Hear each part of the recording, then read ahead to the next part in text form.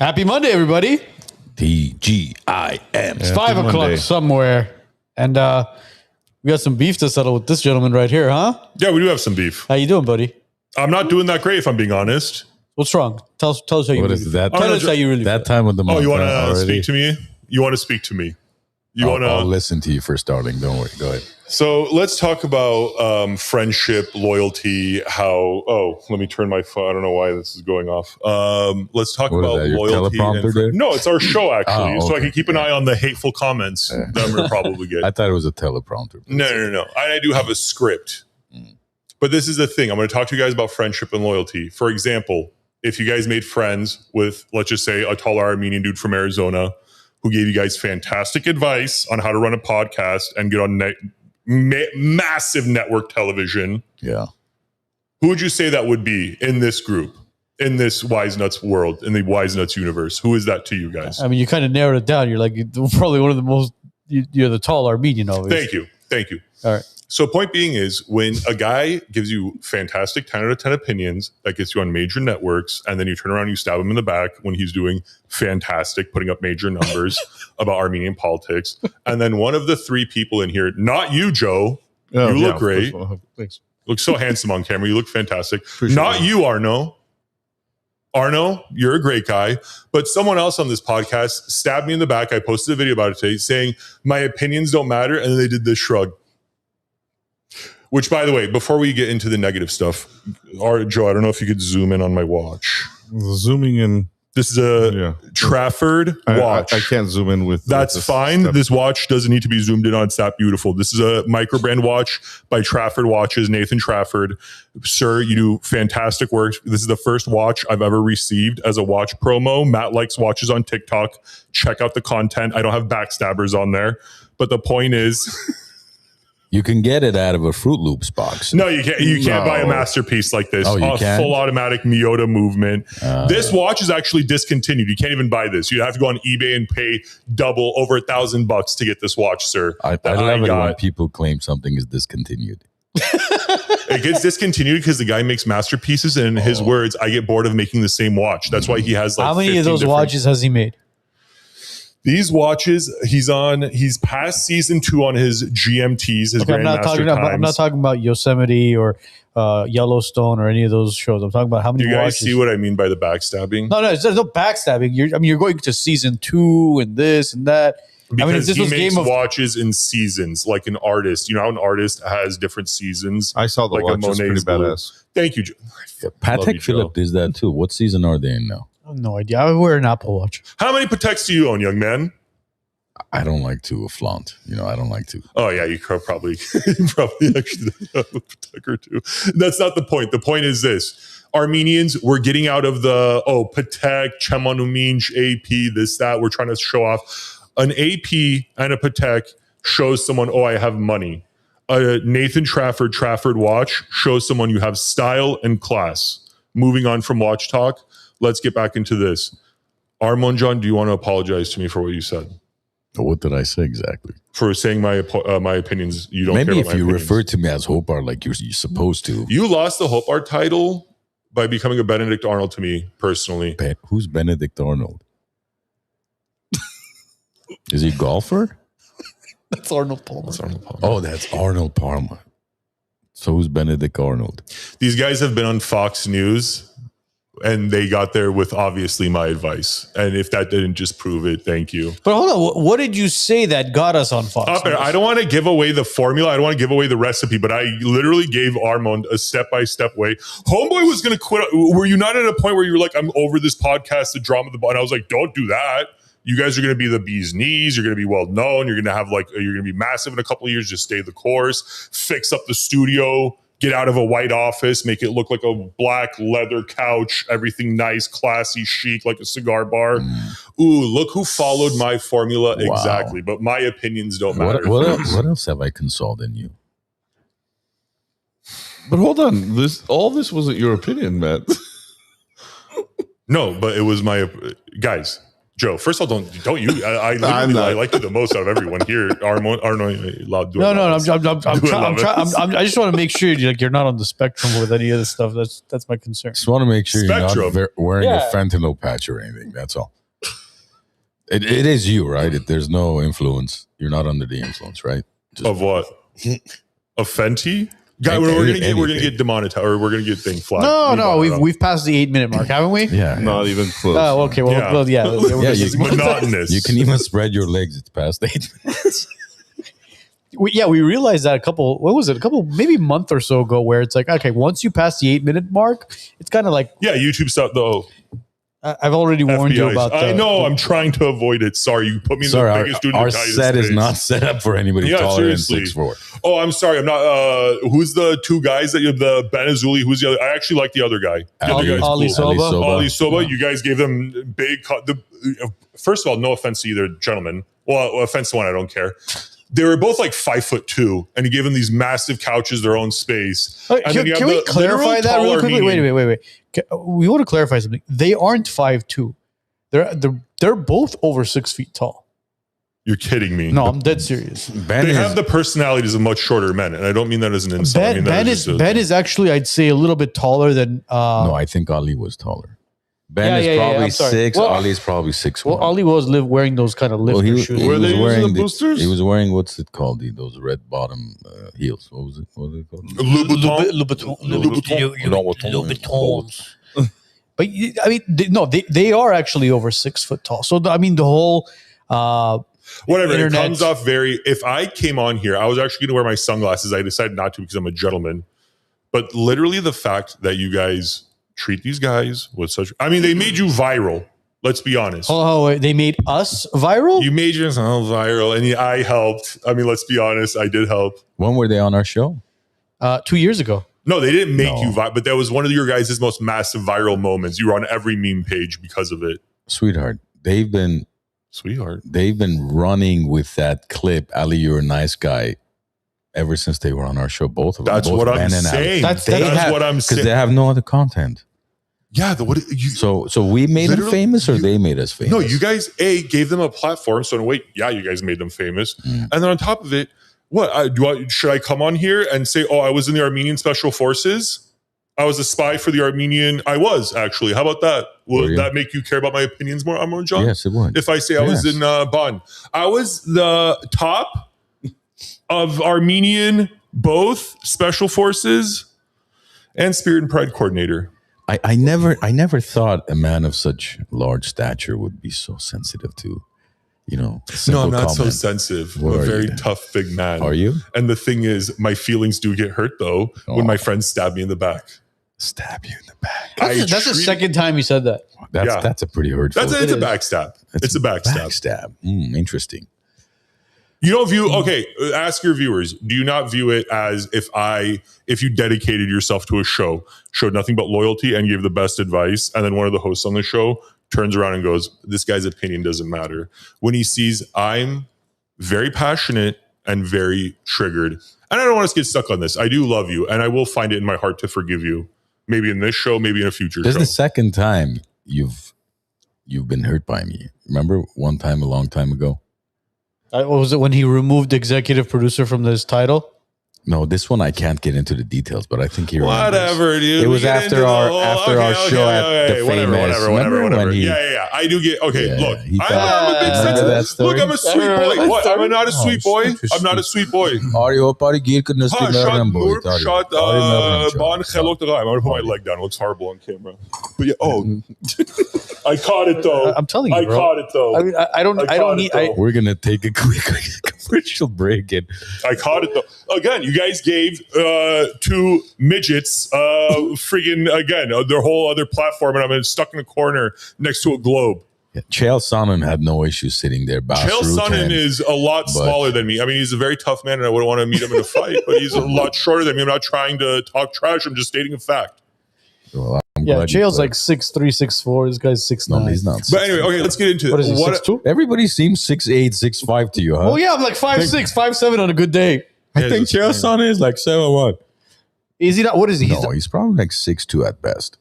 Really? It's just He's a big guy, so he seems taller. And Wikipedia is all inflated by a couple inches, anyways. Matt's probably 7'3" on Wikipedia. I should get on Wikipedia. What's his Well, height? the What's shorter official guys height? are short in Wikipedia. He's 6'1". All right, see? that's a big guy. Oh no, okay. Like, and then I got 8 inches off. I'm not trying to make this about a thing. So what would you like me to do, sweetheart? I would Tell like me. you to say, Matt, you had a brilliant take on on all three: Dr. Oz, Nick Shirley, Randy Fine, which I did, nailed all three out of the park. There's a reason why, as we say in Armenian, "Vachkot shuni naman," they stopped talking about Armenians immediately after my posts. Well, hold on. What the hell does that have to do with us? It has to do with everything to do. Not you, Arno. You're my friend. We're friends. All right. You didn't say anything bad. When Joe said, love you, Joe, by the way, over there. Love you to pieces. When Joe said, How many times have this- you seen Joe, by the way, that you love him Tons. to pieces? How many times have you? Tons. Have you? Tons. Times We have saw you each seen other him in in Vegas, person? too. Besides the time you Vegas. just ran into How him. many times have I seen you guys in Vegas? I've seen Joe 100% more times in Las Vegas out of LA than I've seen you gentlemen. So it's our fault we don't go to Vegas. Yeah, go. It's a fun Yeah. city. We have a blast. Tell us when you're going to Vegas next time. I'll make sure to Because join you. Glendale's so far away for you. So we'll come to Yeah. Vegas to see you. And This I- guy's always being. And we didn't even realize he spilled his whole fucking water on the floor. It's just shit, my coffee. Guys, hold on. No, it's fine. Leave no, it no, no. alone. Leave it. alone. Fix it. Fix it. All right, there you go. Now let it just soak in. This looks like a nice laminate. You guys put a quality laminate here, it'll be fine. It's not laminate. It's vinyl. All right, if you guys want to throw me a paper towel, I'll clean it on air to show you how much of a team player I am and how I have opinions that should matter to my friends. Yeah, let me go grab a paper towel just to keep. Grab a So paper it, towel. so it happened. What? Andy will grab it. Why are you getting out of your seat? Andy's over there. Oh, Andy. Andrew. Sorry, buddy. I had a little spill here. I got excited. Oh yeah, you're gonna just go all over the wires. Just go ahead and throw me a towel. I'll do it myself. Just from the restroom. There's If you such can grab chaos. some Don't you paper love live towel, yeah. shows? Hell yeah. Hell yeah. I don't know. Anyways. What do you think I should do? I don't know. You think I need to apologize or? I don't know. I don't think you should apologize for anything. I mean, What at the the end, hell? what? What's happening here? What's happening, Matt? Are we all just backing me into a corner now? No, nobody's backing you. You to guys the corner. brought me here as like a got you. I feel like I'm having a discussion with the liberal feminist right now. You think you're just gonna corner me now all of a sudden? No, if you corner me, I'll act like an animal. I'll act like a deranged animal. I'll fight my way out of here. Thank you, buddy. Oh, thank you, Anthony. What a sweet guy. Yeah. Hold on. Let me be a team. Look how much of a team player I am. No, Look at this. What am I doing? no. You do your thing there. Yeah. All right. Okay. Yeah, let it just soak in. There you go. There you go. What we're trying to clarify here is why you're upset at him because of what he said as far as your opinion doesn't matter, right? So, Guys, look, we're all men here. At the end of the day, I don't care. The thing is this. It's just a not nice thing to do. And especially now that the Armenian community is being under attack, we should all come together as brothers. Now, apparently, the only reason why that was said was to get me to come on the show, according to Armand, and I'll use the title Hopar here to get some honesty out of you. Yeah. Is that not what you admitted to on the phone? Are you here? Yeah, I mean, you did a great job. You rage baited me into coming on the show. So bravo, Kez. You know what? That's the You only way I played get it to see brilliant. your handsome, sexy ass. What do you want me to do? I think the last time we saw him was at the car show. Yeah, guys, look, I live a very interesting and he life. was there for I live like an artist's 47 life. seconds. Yeah, because I live the life of an artist. I am here, there, I'm everywhere. Bon chem. that's Jest cute, chem man. staats met der. Oh, I'm sorry that we. Yeah. We're part of the studs. the car No, show. not you guys. Oh wait, the car show was last year. Probably it was in May February of 25. 2025. Okay. Yeah, last year. Okay. So last year, we haven't seen you since then. Okay. So I mean, for you to say, "Oh, executive producer," again, I got to piggyback on with Armand on this because it's like, all right, executive producer, we haven't seen you yet Hold on. What executive producer of what? of the First of all, WiseNuts. First When of all, was there's he- a still when- here when- who cleaned it. when- There's a when- still here who cleaned it. You cleaned it. What about it? Thank you. Your Gorter team. Second point. So hold on. Wait a minute. Let's Yeah. go back to that. What executive producer of the WiseNuts?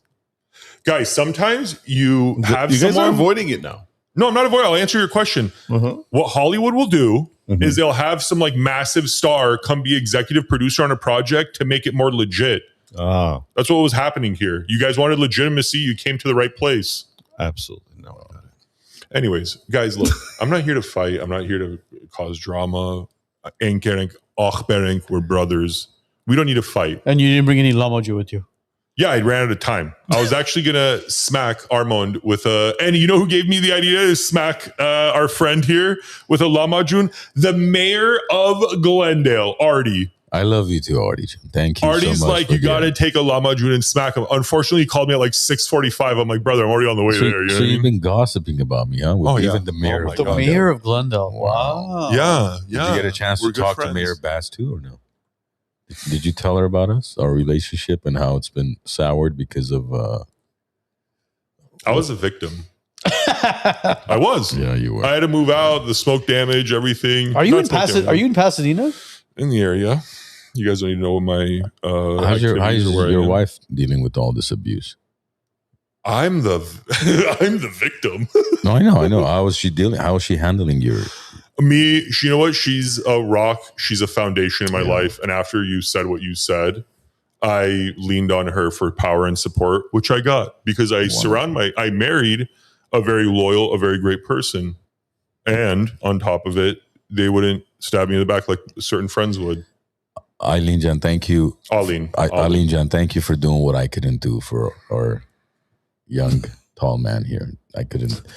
What an Armenian dad thing to do, Eileen. It's Eileen. Okay, Eileen. Anyways. No, I'm just kidding. Close That's enough. always I That's always- Let YL. me get this out of the shop. Hold on. Throw it in that corner right there. Let me just throw it. Okay. Throw it in that corner. Yeah. Yeah. I'm the glad unused napkins. We don't want to throw them on the floor. No, you don't want to waste. It's the company. See, I'm a company man. I'm worried about your guys' bottom line. But guys, let's get into the nitty gritty. Like, what is this? We're just flirting right now. We're just making weird foreplay. eye contact and It's like foreplay. bond. Like, let's get into it. Yeah, let's do it. Ask me. Are a you question. over it now? Yeah, I'm kind of. Are you going to apologize?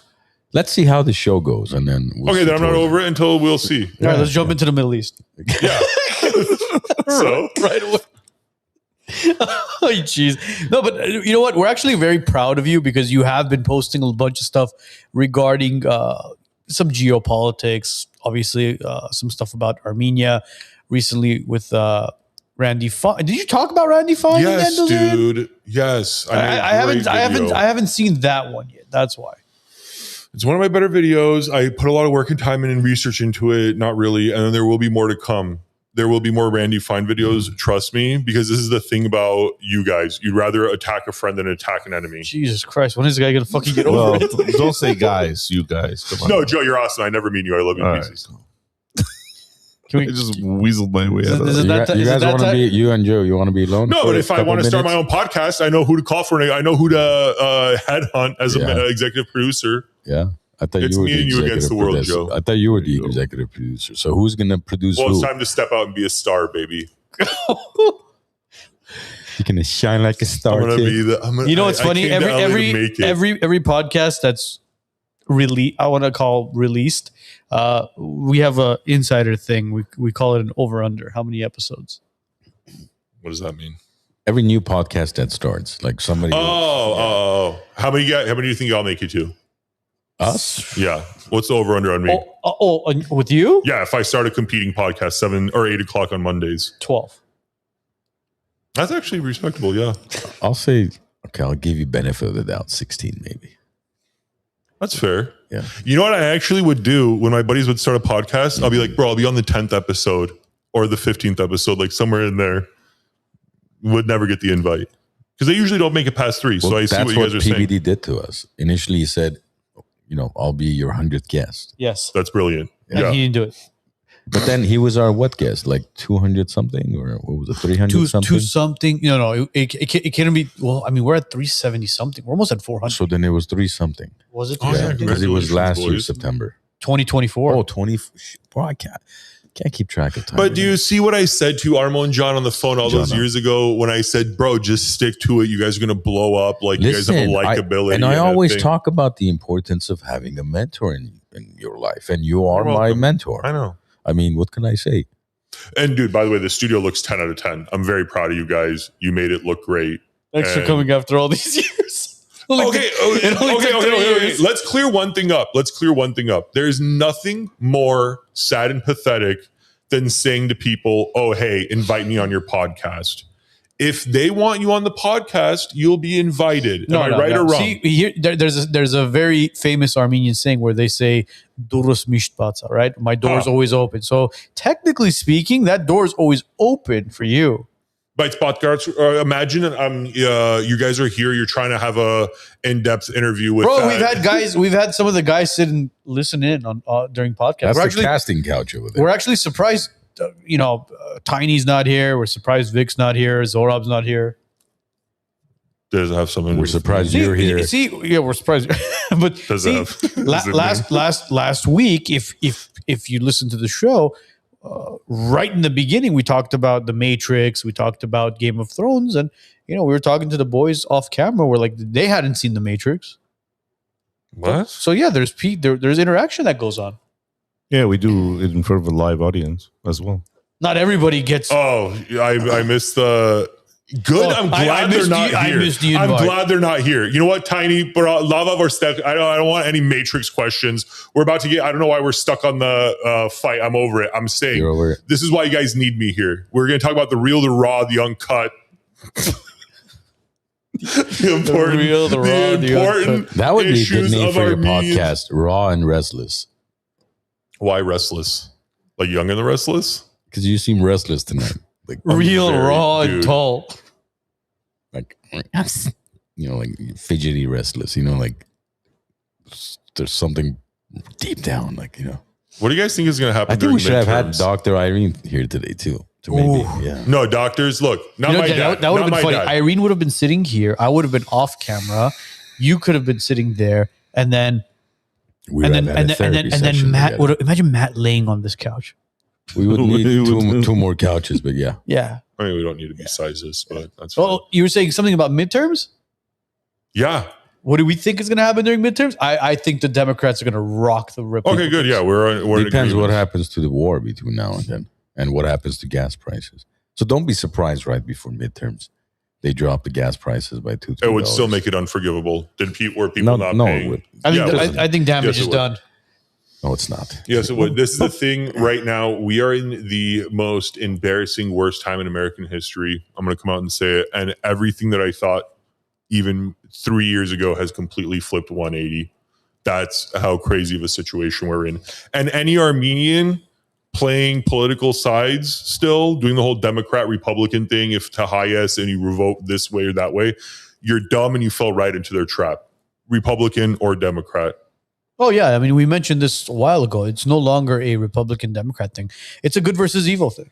Yeah. There's been the best part of all this internet trolling crap that goes on is the morons online that basically say, "Oh, look at these MAGA Republicans." It's like, okay, clearly you have no idea where our views and beliefs are when it comes to certain politics. Because online, if you're on the podcast listening to what we're talking about, a lot of people may say, "Oh my God, these guys are very left leaning," and then boom, all of a sudden we'll come out and talk about something else. Well, wait a minute, these guys are kind of right. Yes.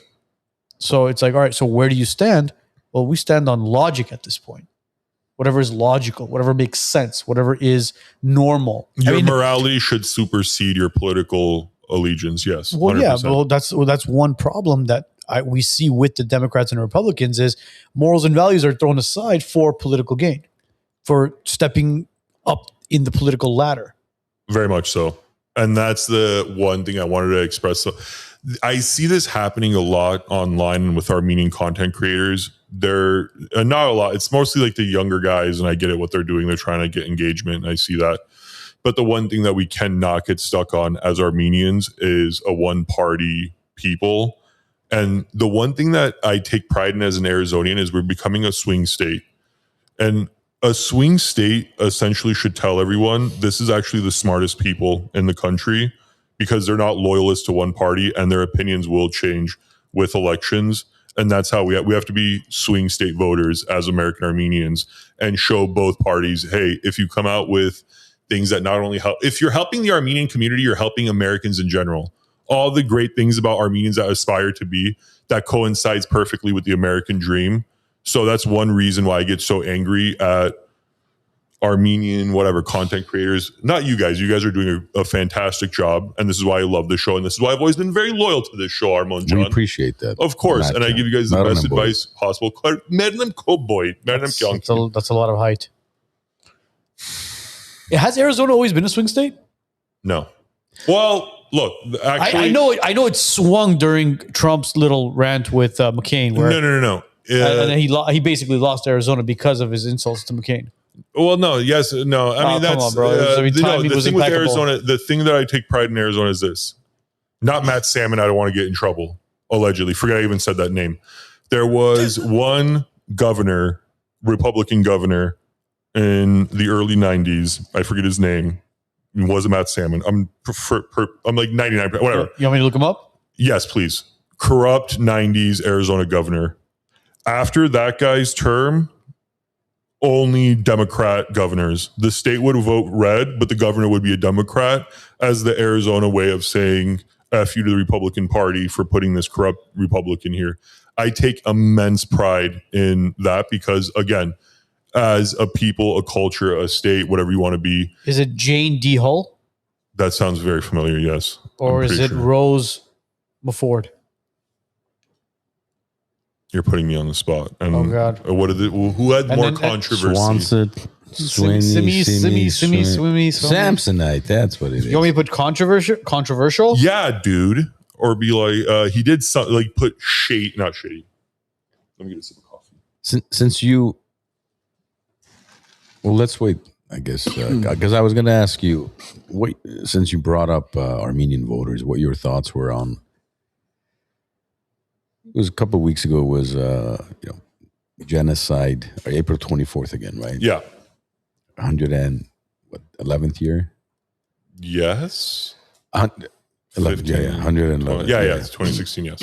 What your thoughts are on? Do the Armenians close their businesses in Arizona as well on the 24th? Yes. Do they? Predominantly. I mean, I'm not obviously. I don't know now. I've been lived in Arizona for I think 4 or 5 years now, but. When I was a kid, dude, this is what I always say about, and this goes into why Armenians should go back to Armenian church too. And I'm not trying to make a religious point. I'm not saying, oh, we need to find God. The Armenian community was the strongest. And I noticed this, and it transcended just Phoenix. I'm talking about LA to everywhere. When I was a kid, if you didn't show up to the Armenian community center there, we didn't have a church yet, and you didn't come 30 minutes before services started, you weren't getting a seat. You had to stand in the back. That many people would show up in that small of a community. Right. And when it came time to the Armenian genocide, the April 24th marches and stuff, for as small as a community we would show out, we would do a march and down. They would close the streets down in downtown. I mean, granted, it would be on like weekends, mostly whatever, but they would still shut the street down so we could do our march. We could go to the Capitol, do all that stuff. And then now I see that trend kind of dying where, because I think Joe Biden did us a big disservice by recognizing the Armenian genocide, because I think our community thinks, oh, job's done. Like we completed something and we don't need to be as active. Is that what we wanted? Yes and no. We wanted that, not with losing Artsakh as being the only reason why the Armenian genocide got recognized. Don't fool yourselves. Don't kid yourselves. Don't try to think we won something. It was Joe Biden's way of satiating the Armenian community here and being like, yeah, I know I watched you guys get blockaded and starved and ethnically cleansed from Artsakh, but look, I recognize the Armenian genocide, so that's good, right? Didn't do that bad. And it's like, bro, you just lost us ancient land that I will spend the rest of my life fighting to get back in any way I can, politically, social media, whatever it is. But chances are super slim to know when you're fighting against two psychotic dictators with oil money and all the political backing in America that comes with. So that's the thing of why I don't think Joe Biden did this. How much money do you think, if you, nationwide it'd be a little bit tough to calculate, but let's say just in LA even, how much money do you think Armenian businesses lose on April 24th by closing their business combined? down? Yes. Has to be millions. Has to. I would say tens of millions, if not a couple hundred even. Easily. Right. And this is what I don't understand about the purpose, because I don't think majority of our community that closes the business on April 24th is marching or doing. That to me, the marching doesn't mean anything either. We've marched for 111 years. absolutely zero results. No. That wasn't zero results. Okay, I'll tell you. I'll let you give the figures and I'll do. I'll tell you where we could have had 1,000,000 times better results if we, instead of closing our businesses on April 24th, we actually had an organization similar to, let's say, an APAC or something of that. Yeah. What ANCA is supposed to be, but it's clearly not. Imagine if, let's say, we made 100 million that day, all Armenian businesses combined, even 50 million. Yeah. 100, let's say it's too much, 50 million. If we raised that 50 million, collected that 50 million, and donated to that ANCA, whatever, the Armenian PAC, right? APAC. Yes. You don't think in 5-10 years we would have, if it was a lobbyist group, we would have our agenda pushed in Washington, D.C., have Armenia sit at the negotiating table and be able to pull some strings like many other powerful countries out there? 100%. Unfortunately, the people, and I know this is going to make a lot of people hate me and cause a lot of whatever. Unfortunately, a lot of Armenian fundraisers and a lot of Armenian organizations who claim to do one thing and take this money, I'm not going to, name the organization, but we know they got over $100 million in funding. That money. You want me to say an organization? You want Sure. me to say Armenian Fund? Yeah. Okay. Didn't want to be hated, but or if you're going to say it, you're going to name it. But okay, no. We're not going to say their name. I don't want to. Bro, how much did we send Armenia Fund when we did 346,000. 346. No, and we're still. It's been roughly about 6 years now. We're still waiting to find out what happened with that money. Yeah, and that's the thing is I don't want to make it so people don't want to donate to Armenia or like say things that would make Armenians not trust organizations to send money to, but they have every right to. Certain organizations. Certain organizations, 100%. I mean, there's ways of wording it. It's more or less saying that we want Armenians to donate to specific or certain organizations. Where they're very transparent. And then we want Armenians to not donate to other certain and specific organizations. Instead of, look, guys, city of Glendale, right? That's where we shoot the show. Instead of, 47 candidates running for council, how about you guys come up with a lobbyist group? We have political science experts. We have a ton of attorneys in the Armenian community. Put together 5-10 brilliant minds together. You don't need the smartest people out there. No. Just people who are dedicated and want to push our cause. And put this organization together. First year, maybe you'll raise $500,000 worth of people will be convinced. Yeah. And if one little thing gets passed, next year it could be 2 million. The following year, 5 million.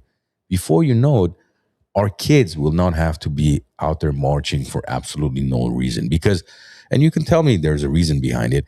I think we embarrass ourselves with the flags and the Glenoaks speeding and everything else that we do.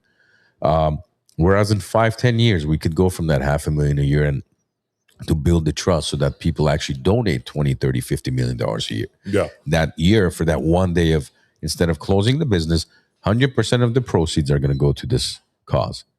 And in 5-10 years, and a generation later, I'm not saying in overnight, but I assure you the next generation will reap the rewards. And then they will say, wow, these Armenians truly were able to pave their way through the United States, through geopolitics, and all because of why? Because we raised the money, it was allocated properly, and we had the right soldiers fighting for our cause instead of, wearing a purple shirt and then, we convinced Adam Schiff to show up and a couple of other politicians to show up and we feel good because they're wearing a purple shirt and, never again, never again. Well, what does that mean? Never again what?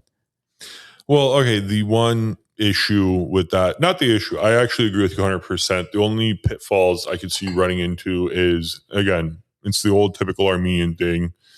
We have a very hard problem taking I'm not going to say a subservient role, but not a main position role in working. We don't work. We do work well. We do and we don't. We have a very hot and cold kind of thing when it comes to working together. Sometimes it's great. Sometimes it's not. And I think what you said would be a brilliant way to push forward because, and this is going to break a lot of young, hopeful and, what is it called? Idealized hearts. but money is the only thing that does move things course. in this country. That's it. Do you remember during the Desert War? Desert Storm? Desert Storm. Yeah. They hired the largest PR firm in the world. I think it was HK something, whatever the firm was called. And they paid him $15 million at the time. This is 20-some years. No, Desert Storm was it 90s? No, Desert Storm was 2000s. Okay, so 20-some years ago. Which $15 billion from 2000 is, say, equivalent to what, 25, 30 million today? Okay. And that PR firm helped them push that war to convince American people to go into the war. Yeah. So you don't think if we had $20, $30 million a year, we could push our way around, right? Yeah. And I think that's honestly what we need to work towards. I used to march when I was a kid. Yeah. You know, I was part of different Armenian organizations. We used to go march and then go to Montebello, you know, the memorial and everything. But I stopped doing it when I became, I think I was 15 or 16. I stopped going because I realized we're just going there to hang out with our friends. There's no purpose. We're not accomplishing anything. No. That is the purpose, Armand John. No, I'm sorry. To hang out with our friends? Yeah, it is. Yeah. Because the thing is this, these are like, one thing also I don't like is how we, miss the trees for the forest, that whole saying. When we go to these marches, when we go to Noves Artyom, when we go to all of these different army, whatever it is, whether it be political, athletic, doesn't matter. You're instilling, especially in your kids, key memories. And a lot of my pride, a lot of my pride of being Armenian and Armenian American doesn't come from a history book. It doesn't come from our old stories and whatever and how long we've been here. A lot of it comes from when I was 12, going to Noves Artyom or going to marches and seeing like a 18-year-old Armenian dude who's like killing it, or, you know, whatever, early 20s, roll up in a BMW, looks like $1 million, beautiful wife or girlfriend. And I go, that is what I want to be. That Armenian guy that has that nice car and is, you know, beautiful, whatever, wife, family, all that stuff. And you see that, and then you interact with Armenian kids and they become your best friends. I grew up in a small town away from the Armenian community. I only had American, white, whatever friends. When I would go to these events, it was my way of, and that's in a lot of things that Glendale Armenians forget. There are a ton of satellite Armenians who don't live in an Armenian community, whose family makes it a point of, okay, this weekend we'll drive an hour and a half or 2 hours and we'll go to this Armenian event that's in the next town over. When you guys stop doing that, or you stop caring about it as much, or as a lot of people don't stop showing up because, again, they think Joe Biden did us a good thing by recognizing the Armenian genocide. An entire generation of kids. That's the same thing that's happening with weddings, when they're saying, stop saying no kids allowed at weddings. Because what's happening is an entire generation of kids now don't know how to act at a wedding when they get older, because you're taught how to act, or how an Armenian wedding is, or any type of wedding, whatever. But that's the thing. All of these key life experiences that I had that made me proud to be Armenian, and how our community got together and fought this cause together, even if it felt like a losing battle, the fact that that these Armenians took time out of their day, that they closed their business and they would drive, especially when I moved to LA and I realized how hard it is and how much it costs and how much of a financial damage it is to not work one day, and what that does to your mortgage or your rent and all your bills, and how that makes them seem more, you know, whatever, indomitable. The one beautiful thing about that, though, is seeing, oh, these people are willing to sacrifice their businesses, their jobs, whatever it is, and come here in March. So me as a young man, I should probably view this as important, because my parents, their friends, my community sees it as important. And if I want to be a part of this great community, which I love the barbecues, I love the weddings, the baptisms, all that stuff, I should care about these things too, because these people care about it. And the more you look at it as, oh, it's a waste of time, you're allowing your children to miss those. It has nothing to do with the end result. It's like that whole thing of like, oh, the journey is the destination, all that stuff. That's what these marches are. It's never the end result.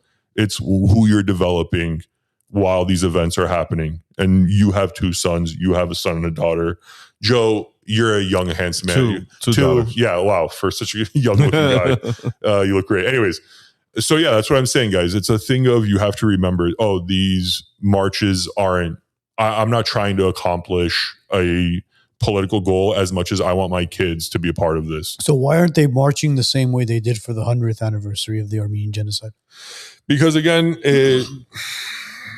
we feel Joe Biden signed that. We done. We did but it. the It's 100-year was 11 years ago. Bro, wasn't there like 100,000 people that showed up to that march? So why aren't there 100,000 people the year after, or possibly the year before, or the year after that? He made that point. I made that point. Yeah.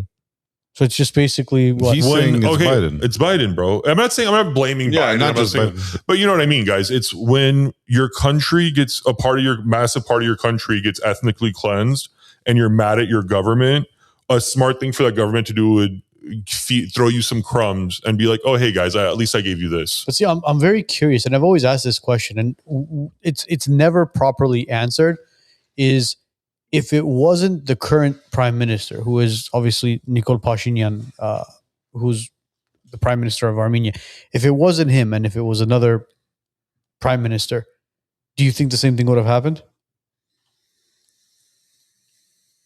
Phrase that question. Let me. I don't. If it was if Nikol Pashinyan was not the prime minister of Armenia during the 45-day Artsakh war, and if it was either Serge Sarkisyan, Robert Kocharyan, 100%. 100%. do you think that would have happened? Oh, would a war have gotten better if we had a prime minister or president who was buddy, like best friends with Vladimir Putin, and could have said, "Hey, Putin, like, dude, sir."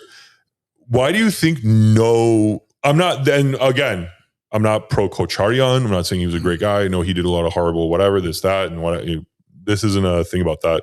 But what I am saying is, sorry, you have to be pragmatic. You have to be smart. You have to be ruthless if you're in a ruthless part of the world. And yeah, if you don't like a leader, but you see that leader is best friends with the biggest dog on the block, the dumbest thing to do is kick that guy out and then bring a guy in who not only agitates the biggest dog on the block, but then spits in its face and then wonders why we get completely abandoned and no help from our allies. But see, then now we're divided on that side as far as the political scale in Armenia, because a lot of people are saying, don't let go of Russia's hand. They were the one that was feeding you, but were they feeding you, or were they just using you as a pawn? And then on the other hand, it's like, no, you know what? We don't need Russia. And then look what happened when we let go of Russia's hand and decided to have France and the West back us up. Well, so it's basically us not having a very good politician or a prime minister, or not even that. I don't think we were prepared for war. Not at all. Our artillery, our army, none of it was prepared for it. Just seeing how we had foxholes that were straight lines when they figured out in World War One. Oh, the reason why you angle your trench line, sorry, not your foxhole trench line, whatever.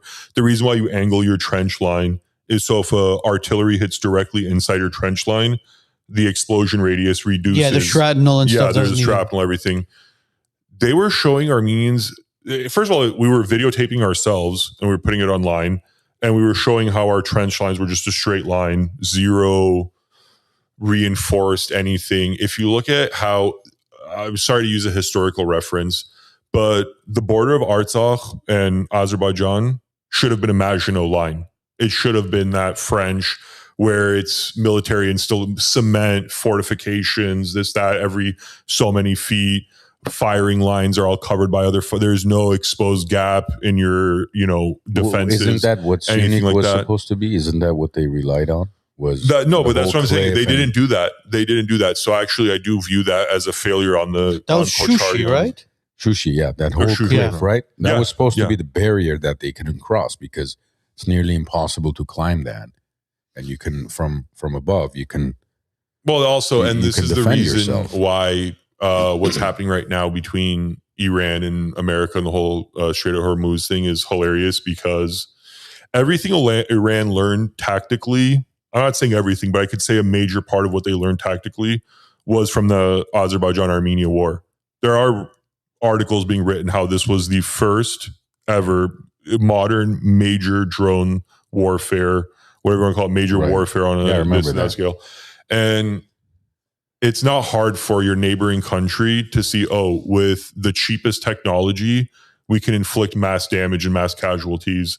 And now America and the entire West is suffering for that. They ignored the Artsakh issue, and now the whole world is dealing with what's happening now because of the Middle East realizing, like, oh, look at how effective these drones are. And if that war had been stopped sooner, maybe Iran wouldn't have learned all those lessons. But when we see, I'll say it, Israel is sending 5 times when America and Canada have put sanctions on Azerbaijan, but then Azerbaijan's ally is sending them 5 times the cargo shipments to perfectly bomb and the drone operators too on top of it, to bomb Armenian civilians and soldiers. What we're seeing happening now is, whatever you want to call it, God's wrath, you want to call it karma, the universe, whatever spiritual or religious thing you believe, that's what's playing out right now. And I believe that to my utter core. You don't think it's the IRGC or the Iranian military strategically being able to defend themselves against Israel and America? Yeah, that's what I'm saying. They realized, oh, in this war, bro, the Iranian people are very smart people. I mean, no, they're brilliant. That's what I'm saying. They studied. You don't think the Iranian military studied every single drone strike that Oh yeah, Azerbaijan posted on not Twitter? Only studied it, they dissected the crap out of the strategies the Azeris were using against the Armenians. Yes. Don't quote me on it. I think Armenia did send Iran a drone, a fully intact drone that was grounded or something happened to it, or it was shot down over Artsakh and it flew into Iran, and then they took it and reverse engineered it. So yeah, these Shahi drones are essentially the kamikaze drones that were reverse engineered. Why didn't Iran defend Armenia during the war?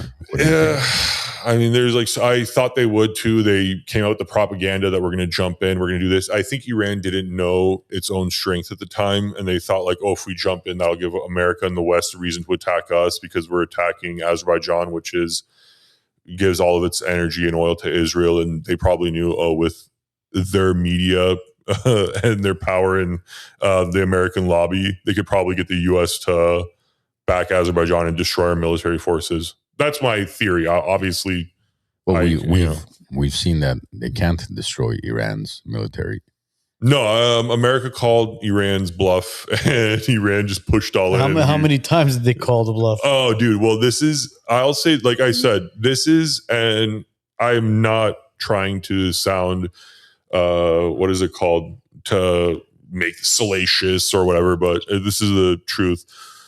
This is the most embarrassing war or whatever military conflict in United States history, hands down. Why do you think, though? You don't think part of it has to do with the fact that this is probably the least motivated military we've ever had? What's their motivation? That's another reason why it's Iran horrifyingly embarrassing. Right? To attack Iran for what? Well, what's our... yeah, it's worse than it's worse than Vietnam. Yeah. No, imagine yourself. You're in the military, whatever, Navy, Army, you're a Marine, Green Beret, whatever you want to be. What's your motive right now? Like, what are you fighting for? I mean, yeah, we're going to war against Iran. Why? Well, technically speaking, we aren't at war. Israel is at war with Iran. There you go. So what's the motivation behind the American military? We haven't seen the false flag yet. Oh, we're waiting for it. Well, obviously, clearly we saw the false flag during 9/11. Mm-hmm. And then we had the false flag in Iraq as far as weapons of mass. Oh, yeah, I'm going to be giving him the ideas. Wasn't there a threat that an Iranian drone was going to fly thousands of miles over its fuel capacity? Oh, come on, man. What about the hantavirus? The hantavirus, that's the thing, man. The amount of, and you know what this all is, this Iran war? You know why it's embarrassing? Let me actually explain myself. Because this isn't an actual war. This is a cover-up. I'm not, again, trying to be conspiratorial guy, whatever, this, that. It's the same reason why I got so pissed off at Dr. Oz and Nick Shirley. Because if you look at it, and sorry to go off script, but if you look at Nick Shirley, who this guy cares about, these like fraud and this and that and whatever, and I'm going to expose these horrible people, but then goes and takes a photo with Elon Musk. And I think the caption was something along to do with like powerful men making moves and essentially showing a guy is cool. And that same guy was on the Epstein list begging to go to the island. And Elon Musk, dude, I knew about Louis C.K.'s like gross thing that he was doing in front of women from, I don't want to say who, whatever, an acquaintance that is so low on the totem pole in the industry that the fact that he knew that, you don't think Elon knew exactly what was going on that island? And Nick Shirley is blowing up that guy and has no stories, no coverage. Neither does Dr. Oz is on the list, so I'm sure he doesn't want to obviously talk about it. But that's the thing. This war, the whole Armenian fraud thing, the whole Somali fraud thing, all of that, the timing of it, how it massively exploded into these viral stories that Nick Shirley has millions of views about this. And then you go look at another massive content creator talking about the Epstein thing, and those videos just get like a couple thousand views and likes. Very weird to me. Well, yeah, We're under attack. We're under attack. Very much so, Joe. Great point. It's like a shadow ban sort of thing, because there was another content creator, Tyler Oliveira. Tyler was the one that was in Newark, New Jersey, exposing the Orthodox Jewish community committing fraud against the government, whether it was for EBTs. What else was it? It was EBTs. It was the PPPs. Not only PPPs, but it was just like just welfare fraud that was taking place in that community.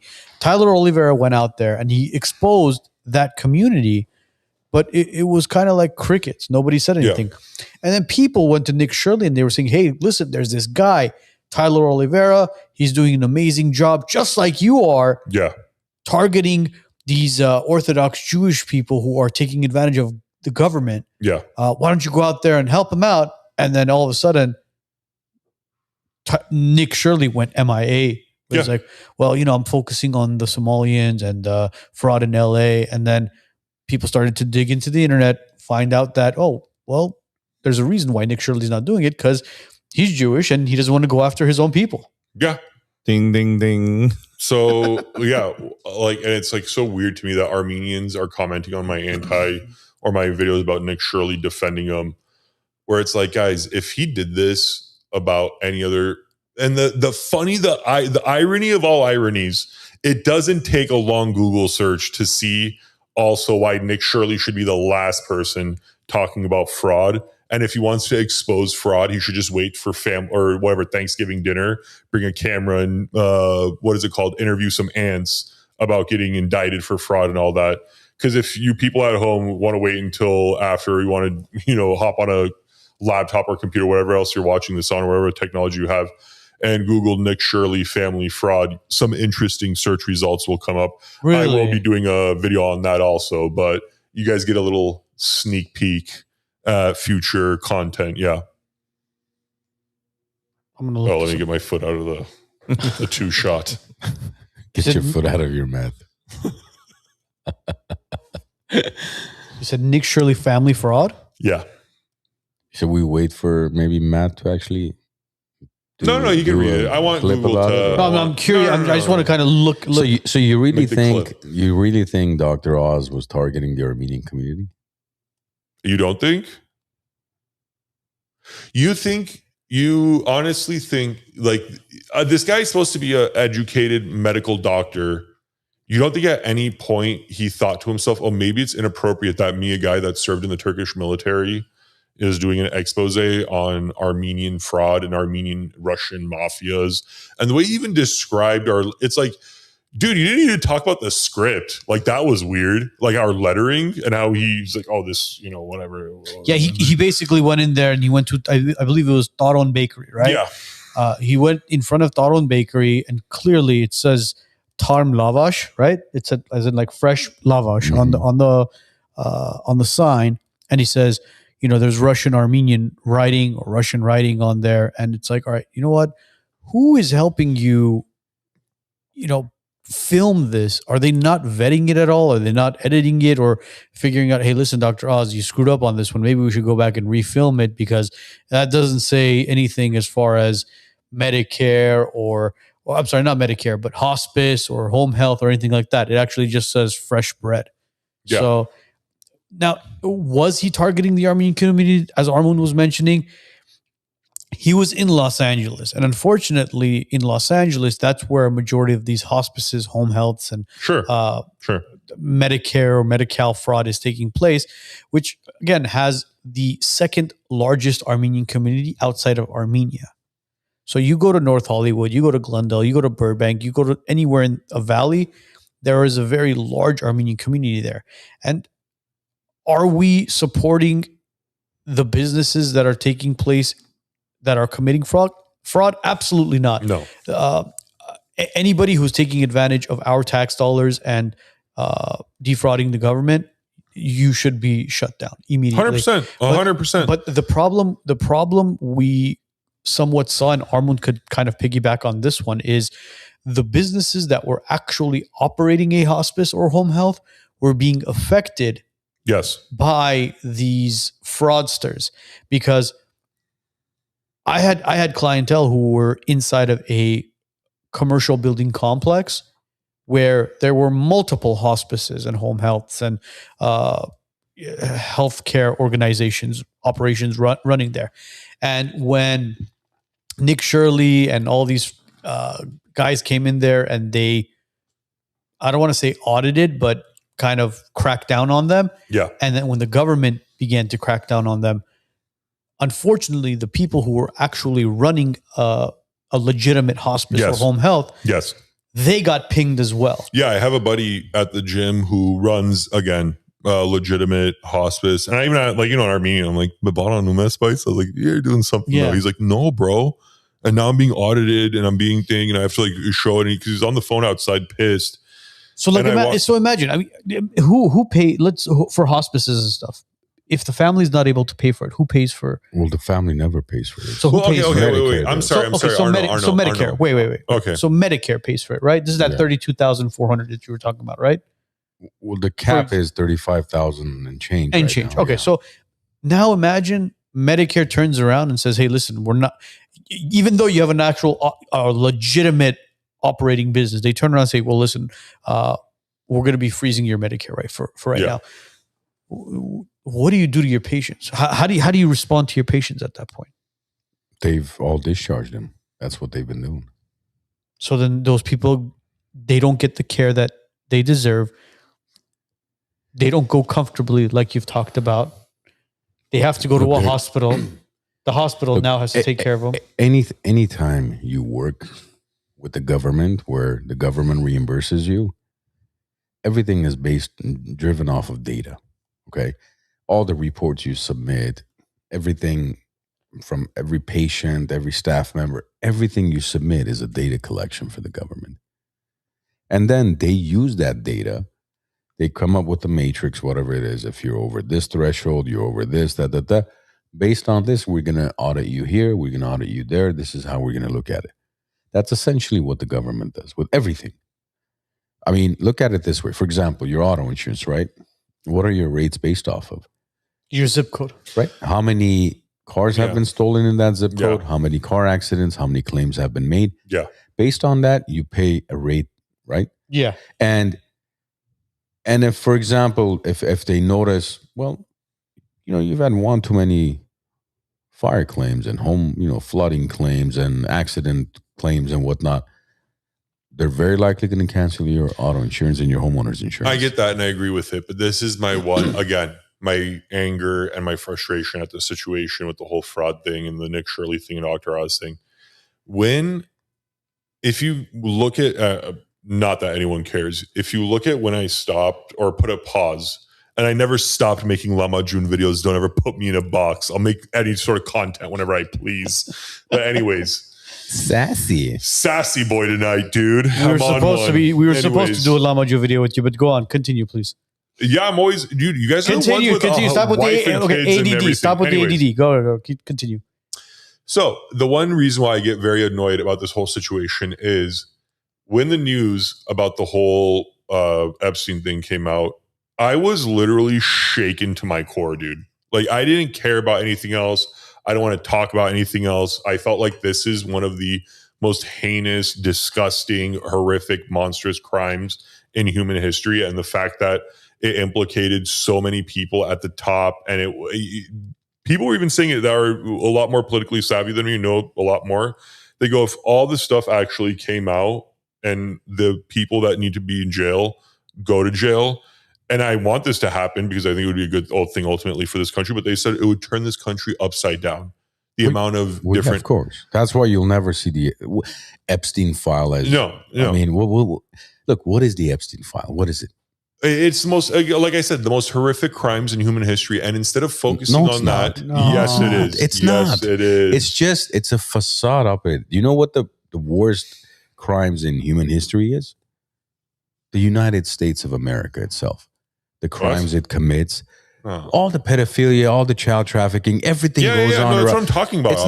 It's not Epstein file. No. Epstein is just like a little. It's like I know. It's a cosm of like a bigger thing. They've thrown a little bait in front of us, which is not even 100%. 0.5% of the. But guys, that's my. Hey, thank you. And now we need to see it. We need to see it so that you don't see what else is going on. We want to see that. Why do you want to see that? Because I don't want to. Pure person, I don't want to see it. I wanted it exposed, and I want all the rest, that 99% or whatever you guys call it, exposed as well. Because with the amount of technology out, with how people should be as informed as they are now, and as good as hackers and all these different people have gotten, I want every American to know who exactly is leading them for what. I want an entire audit done on the U.S. government. Forget about it, Matt. I know. But the thing is, I know it's not going to happen. But the thing is this: I'm not going to allow you, as an Armenian, right, to overlook that entirely as someone whose genocide was ignored historically and not given the proper attention to.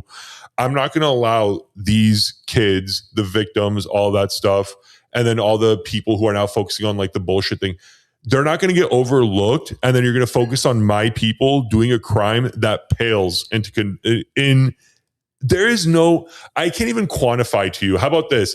I would rather live in a neighborhood full of Armenians that commit fraud than have one neighbor live in a mile radius that was on the Epstein list for the things that we know what they were doing. How about that? Or I would rather live in a city full of Armenian fraudsters than live in a country where we have one person that it was on that list. That's my point.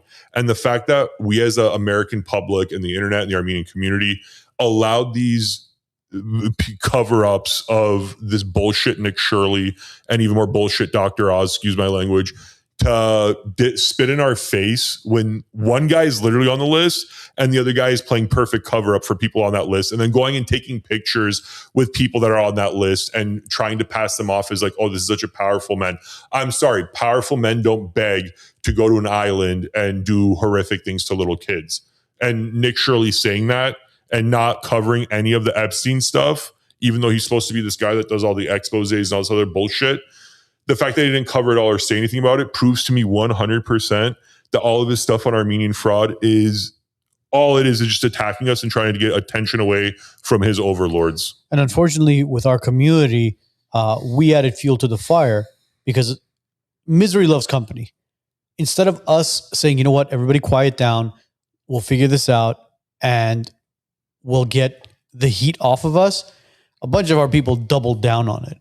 Oh, it's all of our people, you fraudsters. And then when other nationalities, cultures, and ethnicities going in there and started saying, well, we weren't surprised it was the Armenians, what do our people do? They go into the comments and they double down there as well. The same Armenians who are siding with Nick Shirley and saying, oh, he's right, or he's this, he's a good guy for doing this, we need to expose the fraud in our community, in a million years would never have the courage or the bravery to say that about another ethnic group, another skin color, another religion. The same Armenians, and that's the same Armenians. Like, this is why I get so pissed off and I make the videos that I make now, and I've skipped doing the Lamajun stuff for now. I might intermingle it, whatever, that's not the point. But the reason why I get so angry at some Glendale, especially Armenians, is, first of all, you will never leave Glendale. It's the funniest thing to me when I ask these people, like, oh, you hate living, or you hate Armenia? Yeah, I hate this, that. I go, okay, dude, you want to move to Arizona, Scottsdale? It's a better, cleaner, safer city, but whatever, this and that. And it costs less. No, I don't want to leave Glendale, bro. Like, I like it here. And you're like, okay, dude, so you don't hate Armenians. Second thing that infuriates me, Armenians will sit on a plane, they'll go to another city. That city will have a Little Italy, a Chinatown, whatever you want to call it, little Filipino town, little Tokyo, whatever. They'll go there, they'll take these photos. Oh my God, I love the Chinatown here, about this, about with the Little Italy, the pasta, the culture is so beautiful, the buildings. They want to build a museum for Armenian history in Glendale. It's a waste of money. Okay. So the government can give everyone money to do their cultural centers, do all that, promote their own culture. Everyone celebrates it. Everyone in that culture will celebrate it. Armenians are the only ones. I say that we're not we should be way more loyal to each other. And this is why the number one criticism I hear, not only in my comments about the stuff I'm making, but then you go look at the comments about this Armenian museum they want to build in Glendale. The number one people insulting it or insulting me for the stuff I'm doing aren't Turks, aren't Azerbaijanis, they're Armenians. Go figure. But what did you say 45 minutes ago about Armenia Fund or any other fund? Why doesn't the community trust them? Sending money when you tell me, look, we're going to build a little Armenian street. We need this. We need $100 million. Mm-hmm. I'll be like, okay, I don't have 100 million, but I'll give you as much as I can. I'll give you 90 million. You tell me, okay, we need funding because we're this organization that funds Armenian projects. And I go, okay, what are you funding? What are you doing? Oh, well, that's all like, we do like this and that. Well, can I see a receipt? Could I see something? No. A building is more substantial. It's why churches are important, because you need a physical representation of what it is you either believe in or what it is you're trying to promote. And if you don't have that and you're just sending money to potentially help people, it just goes into the ether. That's what you think, though. It's not what I think. It's what I know. No. Okay. So I'll give you an example of how you can even defraud building a building, right? Okay. If a building, for instance, costs, let's say $300 a square foot to build, right? You flaunt those numbers. You flaunt this and that because inflate. I mean, sorry, not inflate. You're so it's what? The watch, the shirt. I think you're flaunting. Guys, so Nathan Trafford, my English is Eternal Sky. Stunning. Look how good that looks. So you inflate the numbers, yeah, right? And all of a sudden, it's like, well, it's actually costing $1,000 a square feet because, we need these type of what do you call it? Drywalls and the studs and whatever. Yeah. All of a sudden, a $20 million project potentially, and I'm not referring to the Armenian American Museum, in generally speaking. Okay, that's what happens. Just like in HOAs, right? Isn't there huge? How many HOA lawsuits have there been because, couple of things need to be replaced, and then the HOA president, Cabrini being the biggest one, right? And then the HOA president decides, I'm going to bring my cousin to do some of these roofs, and it's going to cost $100,000, but I'm going to bill the HOA $400,000, and then we're going to split the difference between the contractor and myself. That's exactly what happens in these projects. Just because it's a tangible building doesn't mean money can't be. No, but okay, when you put money into misused. A building, no, this is the thing. If the money gets stolen, defunded, defraud, that is stolen, Matt. Can I finish, please? But no, because I had to cut you off there because that is technically stolen money. No, 100% it is. And that's why, and I'm not trying to defend Trump, but this is why when he got into trouble with all those and people are like, he doesn't pay his builders. It's like, guys, you don't realize they probably were quoted him at, let's just say $8 for this. And then they turned around once the job started. And they go, well, it's actually $16. And the guy didn't want to pay. Not defending Trump at all, but that's what happens in building. And it happens everywhere. It happens everywhere. And thank you for making my point. It happens everywhere. It happens in every industry. It happened in the unions in the East Coast with the mafia and the Italians. It happened here. It happened there. It happened everywhere. But the thing is, there's still Little Italy's all over the East Coast. There's still all these things. It's only when it comes to Armenians that we hyper fixate on things that everyone does. That's a total natural. But that's what you notice because you are part of the community. Yes. You don't think the Italians, the Irish, the Chinese, whoever. That's what I'm saying. They all have the same issues. Okay. They had all the same issues, but they still have a Chinatown. They still have a Little Italy. They still have all these. We still have all those things. Up there, you go to Glendale. I'm sorry. There should be. The Armenians in Glendale should have demanded, okay, Americana is great. This is great. That's great. We need one street where the city, the same way that the city paid for the massive signs in downtown for each community and all of that stuff, for the amount of money we pay in taxes, for the amount of things that we do for this city, for the amount of good that we do, for the amount of Americans that we employ and pay taxes to, all that good stuff. There should be signs in Glendale being like, welcome to the most Armenian city, and you know what I mean? Or whatever. Though? So also you know why? Because I don't want to live in a country where it's just, Walmarts and things dictate the architecture of your country. We have one in Hollywood. You go and it says Little Armenia. Yeah, that's what I'm saying. They gave us a bullshit small thing. No, it's not a thing. But I'm saying it used to be Thailand, right? Guys, this is what I think Artsakh Street is more Armenian than Little Armenia is. Yeah. What is there about Little Armenia when I've seen that? I've been here for 40 years. I've maybe noticed that sign one time. Okay, guys. I'm not. Why are you guys like putting me into a thing? What I'm trying to say is that It's you're a like trying to podcast, like sweetheart. pigeon. No, you're doing informal fallacies, to use a term. Do you want us to pause You're doing everything and then whataboutisms. discuss it with you and then No, go no. back I'm on trying the to I'm trying to teach you guys deep philosophical We'll argument. give you a and how you're break doing while it we incorrectly. go to our sponsor. I real don't quick. need No? any sponsor break. No, you don't think so? Man, pot. What's the What's this week's sponsor? It's Alex Megeredchian, attorney. Alex Megeredchian Law. If you want good law, go to Alex Megeredchian, dude. Best car Hell accident, yeah, brother. best car accident Best attorney. car accident attorney And in lemon law. all of Los Angeles. You And get into a car lemon. accident, you get a thing. Alex, break me off a check, brother. And lemon law, bro. Lemon law too. Yes. You got lemons, you got limes, he's got the law. Anyways, Son of a. What the hell was that, bro? You okay?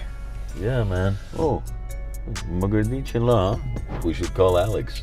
If you've been injured in a car accident, slip and fall, or work injury, reach out to Megeredchian Law today. At Megeredchian Law, we maximize your compensation, you get constant client communication, and we win when it matters most.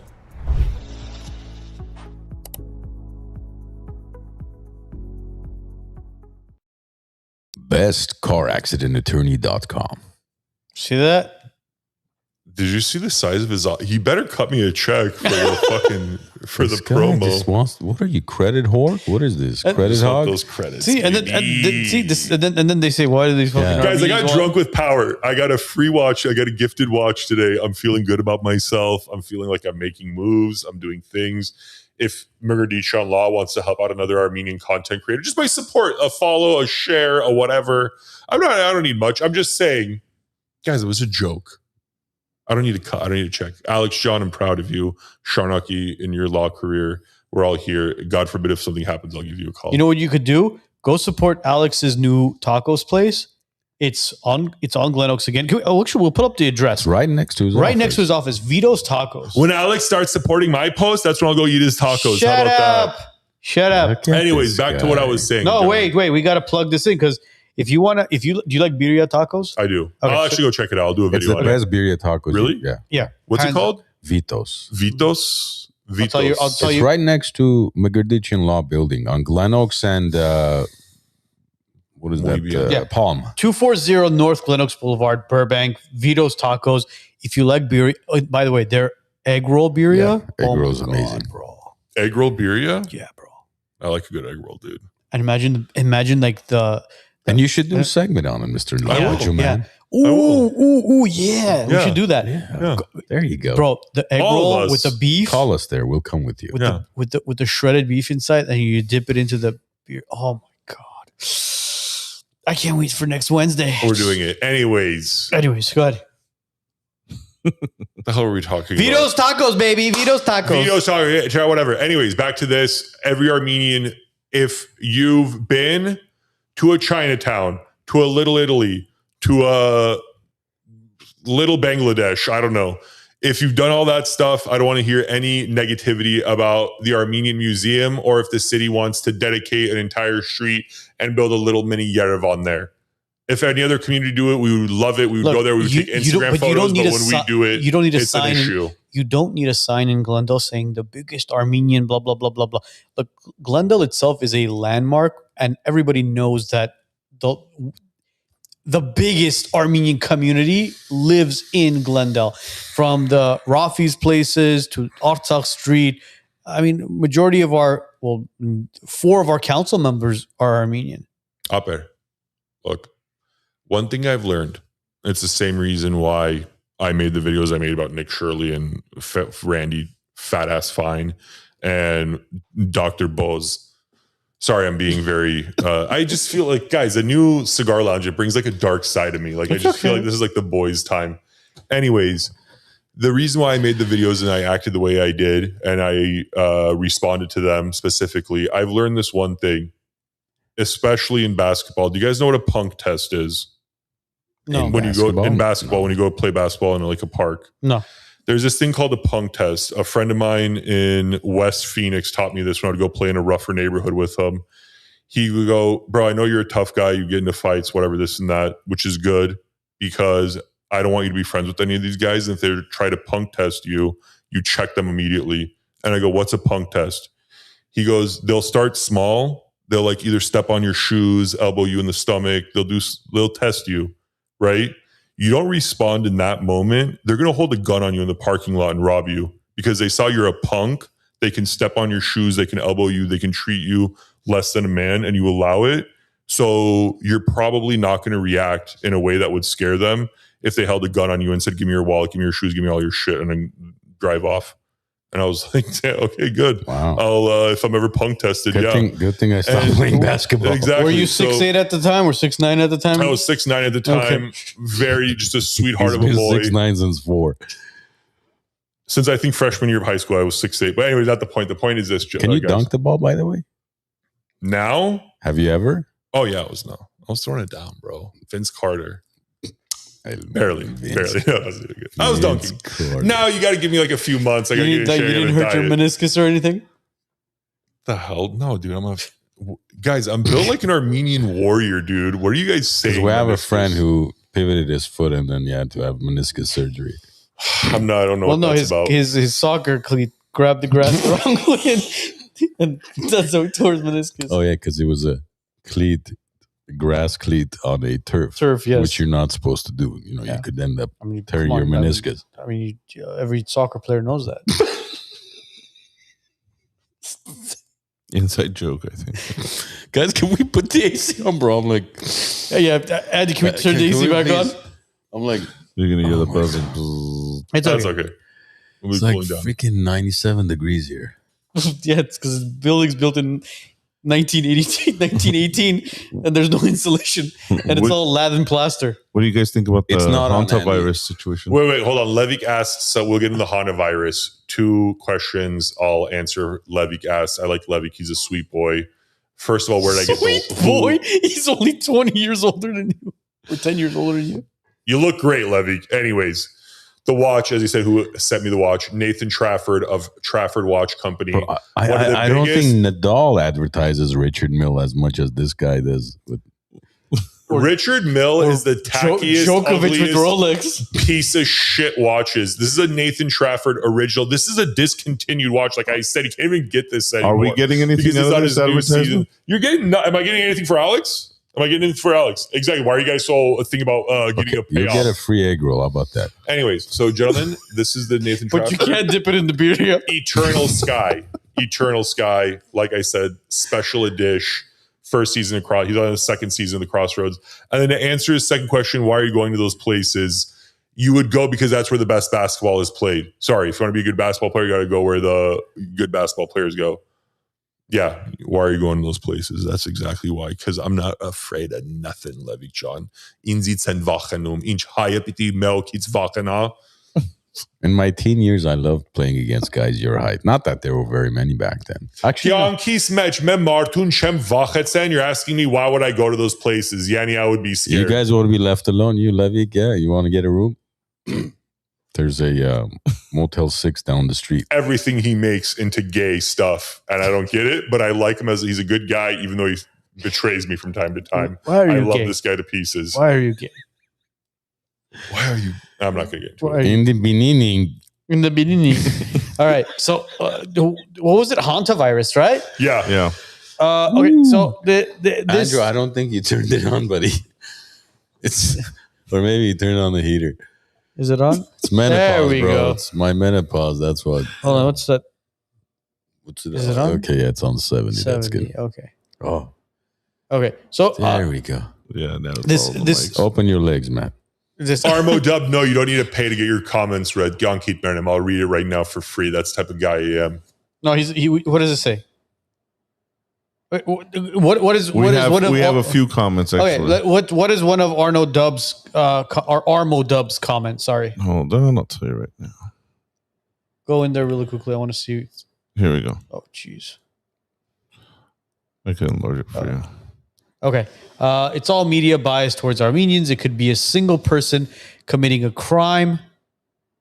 They highlight his or her ethnicity when they are all when they are. Thank you, Armo. The beautiful comment. Not only just Armenians. Perfect example. A Persian Jew, not that it matters, lady, doctor, got her license revoked recently because she wrote something like $30 to $60 million worth of phony scripts and all that stuff, and did all that good stuff. Look, Her last name, Spas, Hoskit Mesh Shakarov, her last name ended in IAN, right? When they posted, this is why the Nick Shirley stuff, let me actually unfurl myself for this point. The Nick Shirley thing was so damaging to our community that a Persian Jewish lady with the IAN last name gets busted for Medicare fraud. What are all the comments? Typical Armenian, Armenian last name, not shocked, this, and that. The guy literally opened the door for just being openly racist and bigoted against Armenians, and you guys are wondering why I'm making the post I'm making. So let me fact check that for you. Hit me. All right. So there was a couple in Arizona end of last year who was caught for wound care fraud. Non-Armenian. Yeah. In 2 years, they did $1.2 billion in fraud. That's $50 million a month. Yeah. Right? I'm not justifying what any community does. But if you take all the Armenians in LA who have committed healthcare fraud, all of them combined does not equate to half of that $1.2 billion. Yeah. Done by one couple. Yeah. Now, there's many others that do it all around the country. Tens of billions of dollars, tens of billions. Yes. That don't get caught. Yes. And well, you don't think this Gavin Newsom, this whole freeway to the airport thing, or not, the shuttle metro thing to the airport? it's all, of course, that's the HOA fraud we were talking about. If they gave the amount of money that project cost, the cost of that project, you could give every Californian a $10,000 check for how much that cost. There, the numbers, the figures, everything came out. There's $25 billion of homeless funding that's gone missing. $25 billion. Do you know how much? And the other day I posted this because I think people forget the difference between $1 million and $1 billion. Yes. Yes, they know it's okay. It's $1,000, 1,000 times more. 1 million seconds ago. Do you know when that was? Like a year or something? Last week. Oh, okay. Wow. Do you know when 1 billion seconds ago was? Like 100 years ago or something. 31 years 1994. ago. Jesus. 30 that. something years ago. Imagine that. Yeah. That's the difference between 1 million and 1 billion. That's crazy. We've got That's nuts. 25 billion missing. Then the Pentagon, has 3 trillion. Yeah. You know what a trillion is? If you go back 1 trillion seconds, it's like 16,000 BC. Yeah. That's how insane trillion is. Yeah. And the Pentagon, we misplaced $3 trillion. Oh, how you just misplaced it? Huh? What does that mean? The same red-blooded why this is why I'm so angry at the Republican Party. Not only the fact that, and I made a video about this, let me repeat myself. The only people in the only community on a mass scale that's living the conservative dream in the United States is the Armenian community. I will stand by that, and I will give the entirety of Glendale as an example of that. And the fact that there's all these white, racist, loser douchebags on Nick Shirley's page, on all these other pages, writing, there's this loser of all losers, this dude that I don't block his page because it actually makes me funny how he just will go on a 3-page or 3-paragraph, whatever it is, comment. And then my favorite thing to do after he wrote all that is just delete it because I'm like, good for you. I hope you spent a lot of time writing that, brother. Anyways, gone now. Ain't no one reading that garbage. Anyways, oh geez, my foot. Anyways, point being is these people want to do all this write all this negative stuff while their own government steals billions from them. And this is the even funnier thing. I hate to break it to you guys, you diehard MAGA movement, Armenian hating losers. I'll even say this. Let me point to you directly. Thank you, Joe. The funny thing about it is even the Armenian criminals, right, who steal billions or not billions, the millions or however much they're being told for. This is the funny thing about them. They will then go take all that money and make every car dealer, clothing salesman, every single one in the community gets a piece of that fraud. If I'm being honest, if we're completely Lamborghini, Rolls-Royce, Rolex, every Rolex, every Hermes. Louis Vuitton, every salesman is eating good the moment an Armenian commits fraud. This government will steal billions and send it to other places that an American will never even see the benefit of that. So I don't want to hear about, oh, this Armenian fraud is doing this and that to our communities. When again, Gavin Newsom, Trump, every Republican and Democrat politician for the past, I don't know how many decades, maybe even, I don't know, centuries, but how many decades, all they're doing is passing the football back and forth of who could pilfer and steal more from American taxpayers. That's all your government is doing, and you're going to hyper fixate on Armenians like a bunch of losers who are living and showing you. You guys could be looking at the Armenian community as a perfect example of how to be conservative in a big city and how to maintain safe and clean communities in a big city, and especially in a big city like Los Angeles, that's one of the most crime-ridden, homeless-ridden cities in the world, if not one of the top ones. And Glendale is one of the only spots in LA that you could walk around at 2 a.m. and still feel safe because of the Armenian men who protect it and protect the streets, not the police. It's the Armenian men who, if they see someone shady walking around, they'll walk up and say something, not take a video when there's being someone victimized. Anyways, and the fact that you guys have the audacity to then talk trash about us, you deserve every billion that gets stolen from you. Going back to Gavin Newsom's high-speed metro project. So as of May 2026, Governor Newsom is aggressively pushing forward with the California high-speed rail project by shaking up the board to steer the project in the right direction. It's estimated to be 126 billion to 231 billion cost and should be up and running in full service by 2038. So 12 years. Hasn't this thing been going on for like 20 plus years already? It has, but I mean, look at these numbers. Armand was just talking about the whole billion and trillion difference, right? Yeah. 126 billion to 231 billion. Look at that gap. But just do the calculation that I did. Forget the 126 billion is unfathomable. It's like, oh my God, right? Yeah, but it says 126 to 231 billion. If a billion seconds is 1994, what that means is if you spent $1 per second, that means $60 per minute, right? Yeah. And in an hour, you spend 60 times 60, which is what, $3,600. Mm-hmm. So if you spend $3,600 an hour since 1994, around the clock, you would have spent $1 billion since 1994. If you spend that much money around the clock. $1 million, not a lot of money. As of last week, if you spent $1 per second, you would have run out of money today. Yeah. Since last, let's say, Monday. Okay. Now, $1 trillion, if you spent $1 a second, would take you back all the way to 31,689 years ago, which is 29,663 BC. That's $1 trillion. Yes. What was it, BC? 29,663 Wow, this is way before before the almost 32,000 years it would take you to spend $1 trillion by spending $1 per second. And this is why I've become massively socialist when it comes to things like medicine and giving the unhoused a home and all this. Because if the Pentagon could just lose $3 trillion, that could have went to, I don't know, if someone could Google it at home, if someone could think, if you want to look up how much it would cost to fix the American Medicare issue or fix the American homeless issue, fix the American suicide rates, drug problems, all that stuff.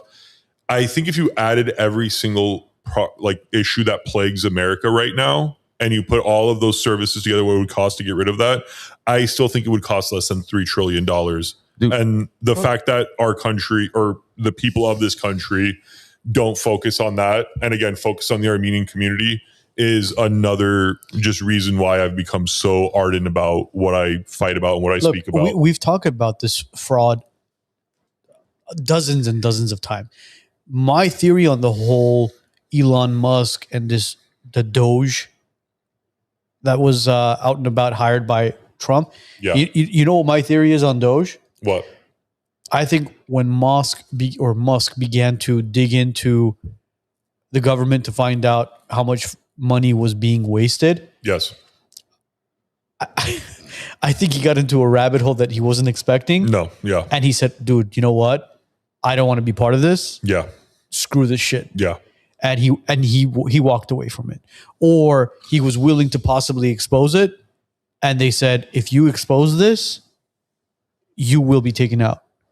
Yeah. Something happened. Again, I wholeheartedly believe that. Well, and he doesn't need to be taken out. I don't know. What he needs, look, the only reason why Elon Musk exists is because of the government. If it wasn't for government subsidies, there would be no Tesla. There would be no SpaceX. There would be no anything. But Tesla vehicles are still one of the most affordable vehicles out in the market. The only reason he was able to produce it and mass produce it is because of all the government funding. I understand that. So which means if they cut that, they don't need to take him out. They just have to stop funding him. Look, when we talked about government funding, right? Everybody takes advantage of government funding. Right. When it comes to even insurance funding, right? Right. When they find out, car accident, take it to a body shop. Oh, well, who's paying for it? Well, I'm paying for it. Give me like $500. I'll wrap this up in a day. Yeah. But when you tell them, I'm going to be filing an insurance claim. Oh, well, you know what? That $500 is now $5,000. They add a zero next to it, right?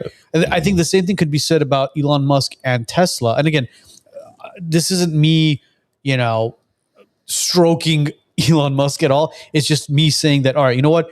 If he knows that the government is paying for X, Y, and Z, he could take advantage of the system and, you know what? Inflate his prices where a Tesla Model 3 won't cost $30,000. He did that for the longest time. For how long? For the first 10, 15 years of Tesla. But look at how much Teslas are selling for now. Yes, because it's mass produced now. Before a Tesla, Joe's a great example. When he got his Y or 3, whichever one it was a few years ago, he paid like $3 million for it, and then it dropped to $30,000 2 years later. No, I know, but when you look at he took a bunch of money, he invested it into his company, and he could have continued to just mark up the prices on it. And he did for the longest time. Yeah, but then all of a sudden he dropped it down. Of course, because then he was able to mass produce it. He didn't need to sell it at 80,000. He could sell at 40,000. So are they not mass producing all these medicines with big pharmacy? Of course they are, but that's the whole pharmaceutical mafia. And the scam is that when you get a patent, you've got, I think it's 10 years that you are the only one who can manufacture it because you own the patent. Mm-hmm. After 10 years, you have no exclusivity. That's why if you notice, a medication could be $2,000 today, and then 10 years later, when it's mass produced, it's like 87 cents, right?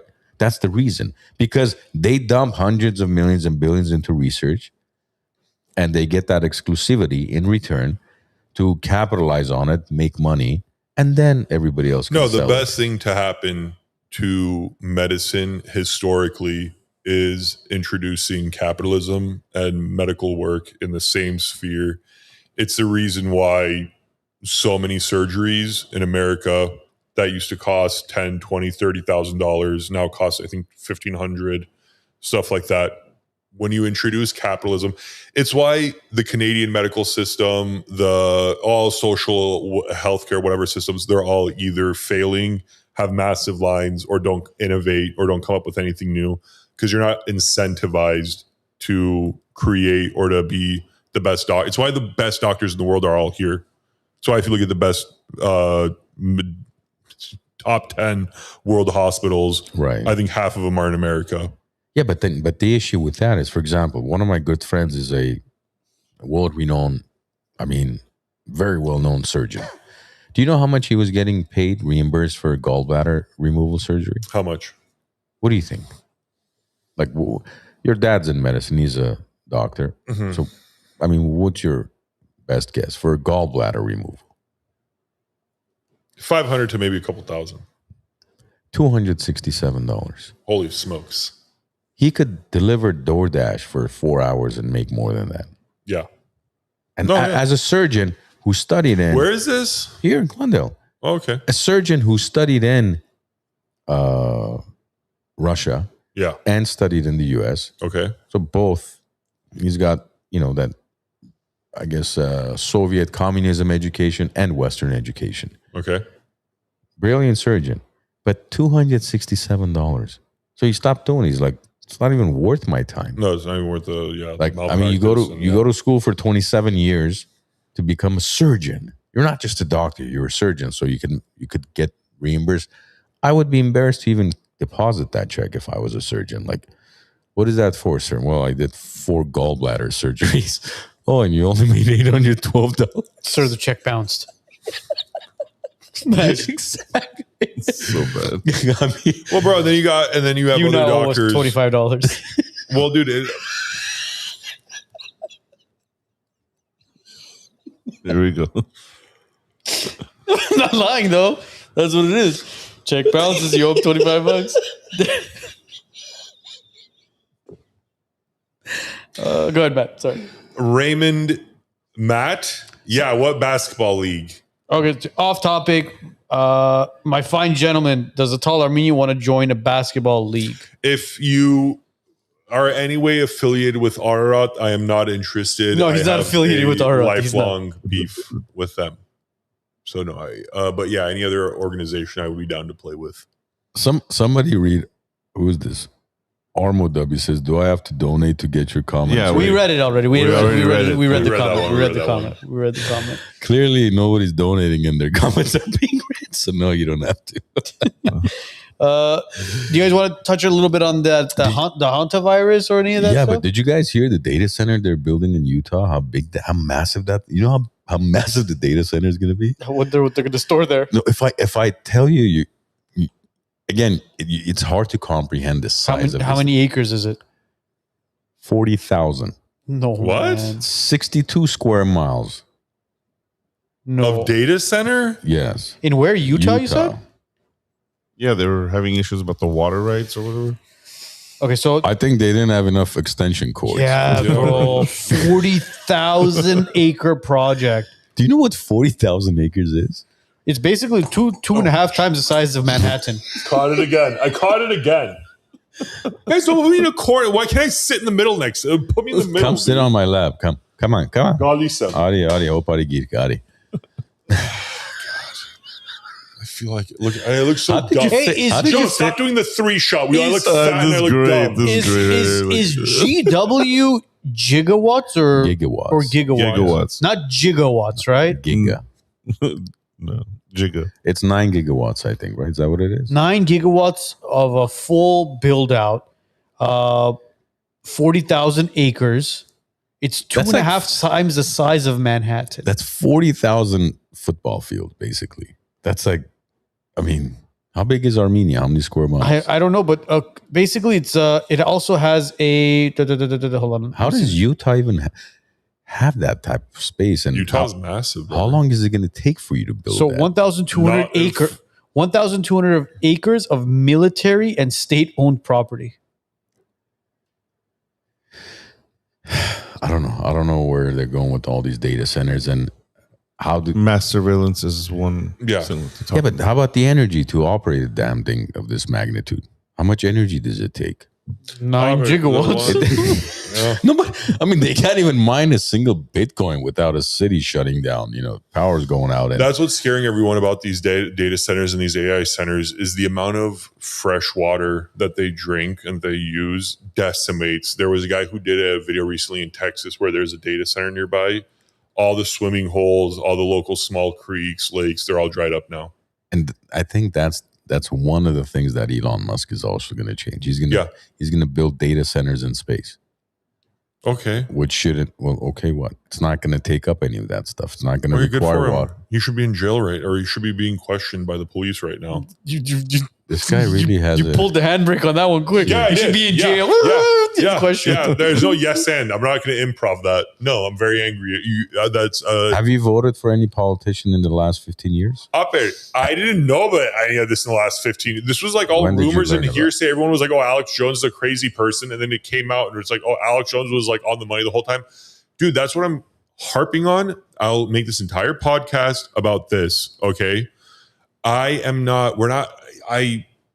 the whole alien thing that came out, they're like, "Oh, we discovered aliens." Don't care, dude. Don't care. What are you guys up to? I still need to know. I'm not moving on. Sorry. That's what you guys want me to do. I'm not going to do that. When your government and the people in power, social media, is people who you had no clue who they were a month ago, and then now you look at their Instagram profiles, millions of followers, millions of views, almost as if the algorithm is massively forcibly pushing them forward, stuff like that. That's when my alarm bells and I think as a man, I think as someone who has like a survival instinct, or like you have to trust your gut and you see how the world is going. When I see stuff like that, everything else shuts down. And it's like, sorry, there are some news stories where until we get all the facts, I'm not allowing it to move on. And especially allowing it to move on while you're throwing my people under the bus, trying to move on from that. Yeah, but that's you. Yeah, that's why you're on. That's why I'm on this podcast. Do you right have now. the facts? Do you have the facts for the JFK files? That's where I was about to go. Exactly. No, and I want to know them too. Yes. What about 9/11? I was told. What about Martin Luther King? No, this is what I'm saying. Exactly. Thank you. Yeah. When you look at when we had John Kiriakou here and we sat down with him, John is former CIA. He talked about very briefly about the JFK when files. It's a different. Okay, go. He talked about the JFK files very briefly. Yeah. And he mentioned it. He said, based off of what they've released with the JFK files, majority of the fingers point to one country. Yeah. Yeah. Everything else is basically redacted. Yeah. All right. And then when you do your own research and you go and look, when you do your own research and you go back and you look at, all right, who was JFK? Oh, he was the first. Okay, Arno, he was the first. I'm going to cut you off because I'm going to ask you this. Is anyone even really alive or effective that was do all that JFK stuff? Absolutely. All of us are. No, I'm talking about the people who committed that crime. Of course they were. No, they're not alive. I'm talking about. Well, they're not alive now because they're all dead. Exactly. That's what I'm. Thank you. All the people who are on that Epstein list are still alive now and still in power. That's why I'm still. No. You're talking, bro. You're talking about a completely different generation. George Bush. But that's irrelevant. Sorry, no. That's completely irrelevant. People didn't take out JFK. A specific government took out JFK. Yes, and multiple shooters. Are they still around? Is that government still around? Yes. Okay, so they are still around. And they're still exactly. And thank you. The person who pulled the trigger is irrelevant. Back then, when the JFK thing happened, people didn't have the information. They didn't have the internet. They didn't have all the ways of knowing what happened. How recently I know it was a Mythbusters. They tried to recreate how many shots went off. They did the whole, and they go, a single person, even not even aiming, just shooting and reloading, couldn't have shot off that many rounds, all that stuff. That came out obviously years later. The people back in America didn't know that. We know what was happening now. There's no conspiracy anymore. We know. So it's our duty as if we're American, if we're men of our word, of our worth, whatever you want to call it, we should be calling out the thing that we see now, because then in 40, 50 years, they're going to be like, this whole thing came out and they did nothing. The JFK thing is excusable. You could forgive the public. Hell no, it's not excusable. It's excusable to the public for not calling it out, because that's what they were told. There was no other information that they could have gotten. Yeah, and the people fell for it. Like, do you believe that Lee Harvey Oswald killed JFK? People fell for it because there was no information about it. There's information now. There's the internet now. There's people that hack. There's people who expose information. There's people who whistleblow. No, everybody who spoke up against. No, listen.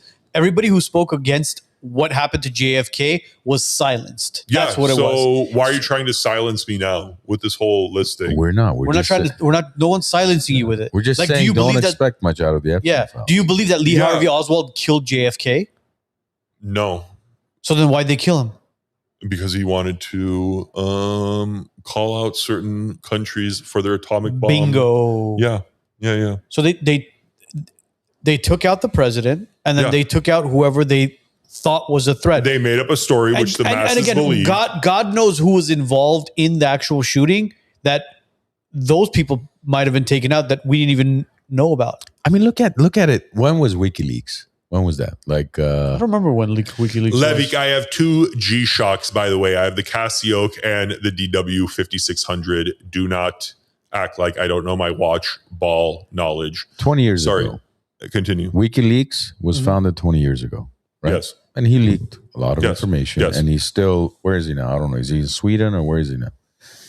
What Is he out of that the Ecuadorian embassy and whatever? Yeah, I don't know where Snowden is at this moment, but Yeah. what did all that information being exposed change? Nothing. It changes, guys. Again, you asked me what's the point of going to an Armenian genocide march. I gave you all the exterior, all the surrounding reasons why. The same reason why I'm going to give you the surrounding reasons to this. When a government sees that they can do something horrific and the people of their constituency of that country say nothing, do nothing, and move on, that essentially tells any smart person, oh, I can keep doing what I'm doing. And these idiots, as long as I keep scapegoating other communities for lesser crimes, come up with wars that are completely seem fake and pushed on the American public to, again, avert from what's going on. That's you. Like, I can't see how you guys don't understand. I don't care if nothing comes of it. I just want the people in power to know I'm not forgetting this. You will never live, Dr. Oz, Trump, whoever's on that list. Me personally, for the rest, I'll tell my kids, my grandkids, everyone about it, that these people do horrific things to kids. They're monsters. I don't care about their satellites. I don't care if they put data centers on the moon or on Mars. They're monsters. And we're going to think of them as monsters. I'm never going to be brainwashed into thinking people who were outed on a list, tons of emails, tons of evidence. This isn't Alex Jones conspiracy theory stuff anymore. This is real crime stuff that the way the government is acting 100% tells me that they're trying to cover this up and move on from it. And you guys are doing yourselves, your kids, your grandkids a massive disservice by saying things like nothing could be done of it. So why don't you do what Nick Shirley did? Pick up a camera, which you have, and a microphone. And go to the Getty Center. You know what goes on in the Getty Center? I'm sure there's horrific things, but this is the difference between me and Nick Shirley is I don't view going and potentially ruining. If I go somewhere and I make a video like that and none of those people are involved in the Epstein thing, why wouldn't I just sit at home green screen it's not Elon's or it's not Dr. Oz's face and be like, oh, these are the exact people who are in that. You don't know they're in there. They are. They are. You think, bro, you think what? You think Elon's assistant wrote those emails, or do you think Elon did? So you believe everything you see, huh? All those emails. I do when it comes to how people are it's like, I don't look, if someone says, okay, if someone tells me Armand is a cat burglar, right? He breaks into people's houses at night. I don't see it, but then one day I open your trunk and there's a crowbar, there's a ski mask, there's like all these different things. And you go out late at night, you don't tell anyone where you're going, you come back with like extra goods and stuff from like people, whatever. I go, yeah, maybe this is true. When I see a guy like Trump go, elect me, I'll tell you everything that's on that list and all that good stuff, gets elected and then turns around and goes, guys, let's move on from it. It's not important. The moment his name comes up, all these people are subpoenaed for stuff that, for example, when the FBI produced a list of the 11 words that online predators use for their code words, why were those all lined up perfectly with the emails in Epstein's? And you don't think things? Trump knew that before getting elected? 1,000,000% he knew that, and he did a genius political move where he just campaign promises. But I'm telling you, if you go to the Getty Center, yeah, there's a lot of activity going on, beneath in the basement, the museum. There's a lot of tunnels. There's a lot of activity. Okay, so what do you guys want me to do? Just not care? No, just no, be like, that's whatever, not what we're move on with my saying. life? We discuss this almost every week too. Yeah. But what we're saying is, we'll never, they declassified JFK files. They declassified the 9, and they haven't declassified jack shit. Just because they give us access to an email, and all of a sudden, all of us can click the inbox and the sent messages. I mean, this is all bullshit. It's not. How's it bullshit? Where's everybody else's name? Why only Elon Musk? They're all there. Really? Whose name is there? The flight logs, Bill Clinton's, Trump's, everyone's. The ones that we already... Prince Andrew. We knew all those. Why do you think Prince Andrew is outed? I know, guys. All right, we have to start somewhere, right? We have to start somewhere. Let's start with, okay, forget, for 1 second. 1 second. Let's put the Epstein files aside, right? For 1 second. Let's talk about Hunter Biden's laptop. Hunter Biden's laptop was confiscated and it was completely exposed. All the emails, photos. I mean, you saw the guy smoking crack cocaine, snorting cocaine off of hookers, having threesomes, orgies, all this stuff.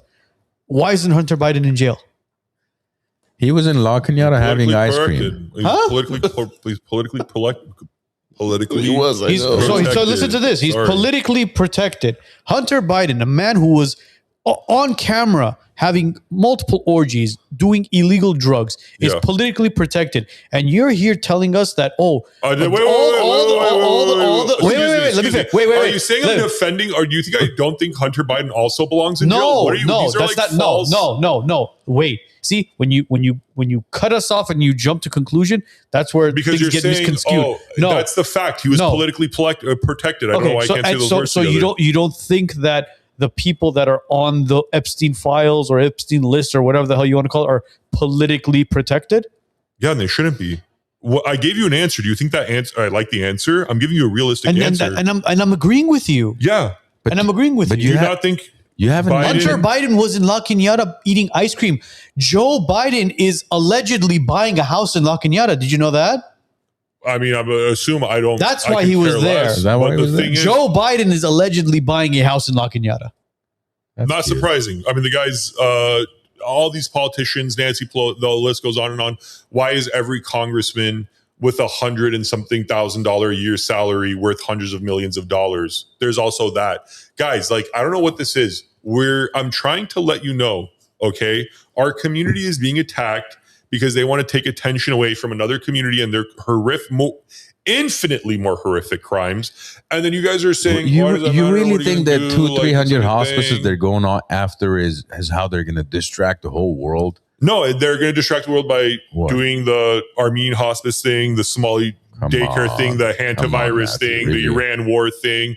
How many different things are they going to come Iran up? How war many thing is massive different. stories are going to pop up because it's this weird thing where in the last 3 months, what have we gotten? Aliens. Thank you, Joe. We've gotten a war in Iran. All right. We've gotten that. We've gotten hantavirus. Thank you. We've gotten Armenians are decimating LA's hospice and the fraud and the thing. And then the Somalis and then this group and then that group. Homie, how many other examples you need? News cycles didn't usually go like this. You would get like a war 1 year, and then maybe a couple of years later, you would get a smallpox or like a thing, and then another year later.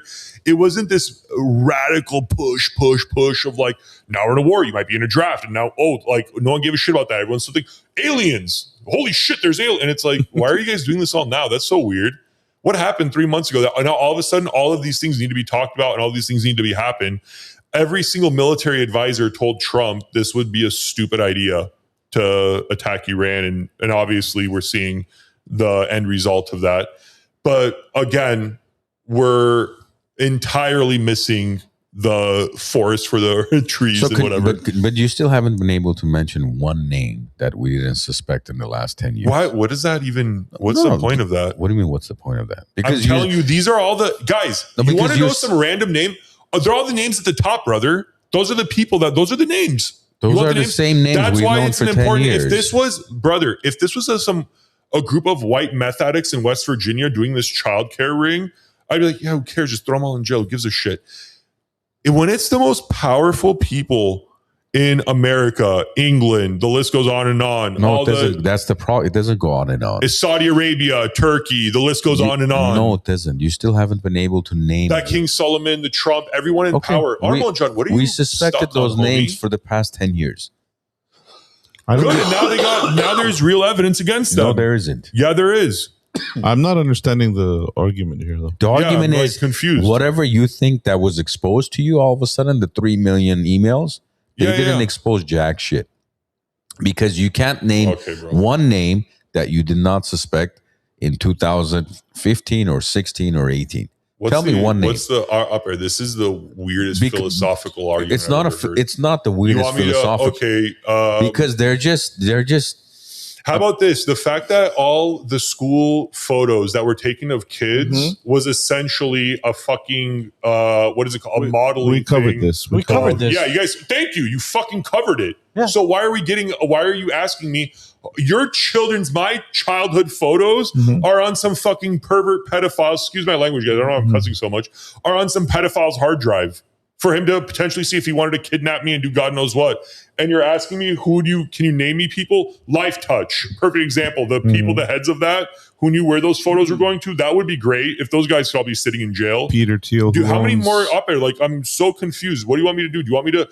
I don't care about the people at the bottom. I care about the people at the top. That's the people who were outed in the emails. Has anybody showed up at Life Touch's headquarters? No, that's the thing. That's why I'm pissed off, dude, is because this horrific crime happened, right? None of those people are sitting in a courtroom, are being publicly, they are, but like not on a media scale, are being publicly humiliated and outed.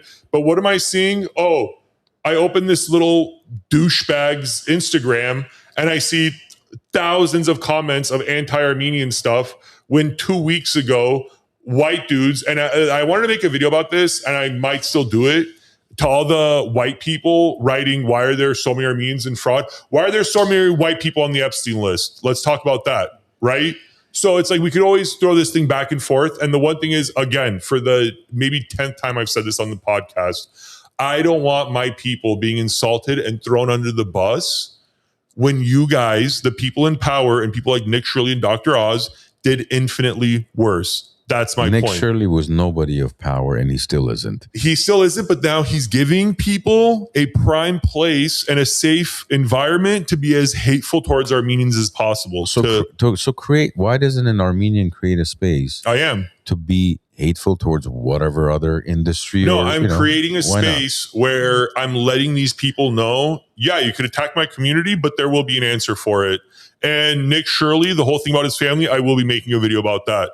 Because if he's going to attack Armenians, then I'm going to attack what being Armenians are what's most important to me. Sorry. Yeah. So I'm going to bring up what's most important to him and provide a space for people to say whatever they want about that. Is that okay? For me, the importance is this. I don't like the fact that our community has a victimhood mentality. And that's the reason why. No. Again. Yes and no. Not me personally, but yes, I see what you're saying. Why are they attacking us? Why are they this? Well, do something about it. Victimhood mentality up there. Yeah, we have a real victimhood mentality. When I leave here and I drive down Glenoaks and 16-year-old Armenian kids are in $100,000 BMWs. Homie, if we have a victim mentality, other people should have it too, because we're killing it with the victim mentality. We're not sitting here crying over shit. You're proud of a 16-year-old driving a $100,000 car? You know why I'm proud of that? Even though it's a stupid thing, the parents never should have done that. It's telling me the parents are doing so well that they could buy their kid. That's not what it tells the amount of money that that's not what it tells anybody. Yes, it does. That's not what it tells anybody. I used to hate Armenian materialism, right? I used to think Armenians were way too materialistic. It's not a good thing. Now I look at it as a point of pride. I'm like, yeah, I love when they go and they do these interview man on the street things at what is it called? Americana, and they'll go to someone wearing a $10,000 fit. And they'll be like, what do you do? Oh, I'm a doctor. This is like my weekend, whatever. Or I'm a this, I do that, whatever. That's the thing. I don't look at Armenians as a victim people because of how much success and how much we win. I don't know what the fuck you're talking about. Are you not successful? Wait a minute. Are you not successful? But I'm not at the Americana at 12 o'clock in the afternoon or 11 o'clock in the morning. Oh my God, guys. Well, you guys are so pedantic. No, listen. What you just said about 16-year-olds and 17-year-olds driving $100,000 cars, that is the stupidest investment, and that is the stupidest thing any parent could do for their child. Do you think some people... No child, and I'm going to say from between the ages of 16 to 18, because that's what they are. They are children. Stop. Things in my points to stop. No, because what you just said was very stupid. You said you're proud of 16-year-olds driving 100,000. I'm proud. No, do not say that. Okay, I'm proud. I am very proud of, for example, Armenian private schools. You have to go on and now, instead of them being desperate and needing kids, they charge an absorbent amount of cost per month, and there's waiting lists for people. No, they don't charge an absorbent amount of cost. The average Armenian private school is a public school. No. But if you compare Armenian to other types of private school, Armenian private schools are probably on the least expensive side. On average, it's like $1,000. Okay, that's fine. What I'm saying is, is there not a waiting list to get in? Now there is, because of all of the protests that happened on GUST and all that. That's when, these schools started thriving. Let me try to explain what you don't understand about my point. My point is that I'm not proud of the kid driving $100,000 Thank car that his Christ. parents Okay, bought him. good. I don't know why you guys hyperfix it. I'm proud that my people are in situations where they can do that. I'm proud of my people's success. When I go to a medical building in Los Angeles, I get insanely proud when half of the doctors' names end in IAN. I get insanely proud when I'm driving somewhere with my friends, my family, my wife, whatever. They point out a building and they go, oh, an Armenian guy just bought this building, or it's like has an Armenian, or when I see my last name on a CSUN building because some Armenian couple with my same last name donated so much for them to build that building. That's what I'm talking about. That's different. Pride of what sorry that you guys had to fixate. I like that people complain like, hey, Armenians, stop buying your kids such expensive cars. I don't want these kids having these expensive, fast cars, but I like that that's our issue and it's not crime or these Armenian kids need to stop going around and raping people and like destroying whatever property or doing this and doing that. I like that our only two really bad cliches are, oh, you guys steal money from the government and you guys drive too fast. Essentially, it's safe to say you're proud Armenian. Pretty much. That's because even our negative stuff isn't as disgusting as other people's negative stuff. That's what I'm like, guys, yeah, we have negative and we have bad people in our community and we have pedos and we have all the disgusting shit too. We're not immune to that. But what I am saying is even the worst of us and how the Armenian community, even ourselves, will attack people committing fraud in our community more than any other community attacks their own community for committing crimes.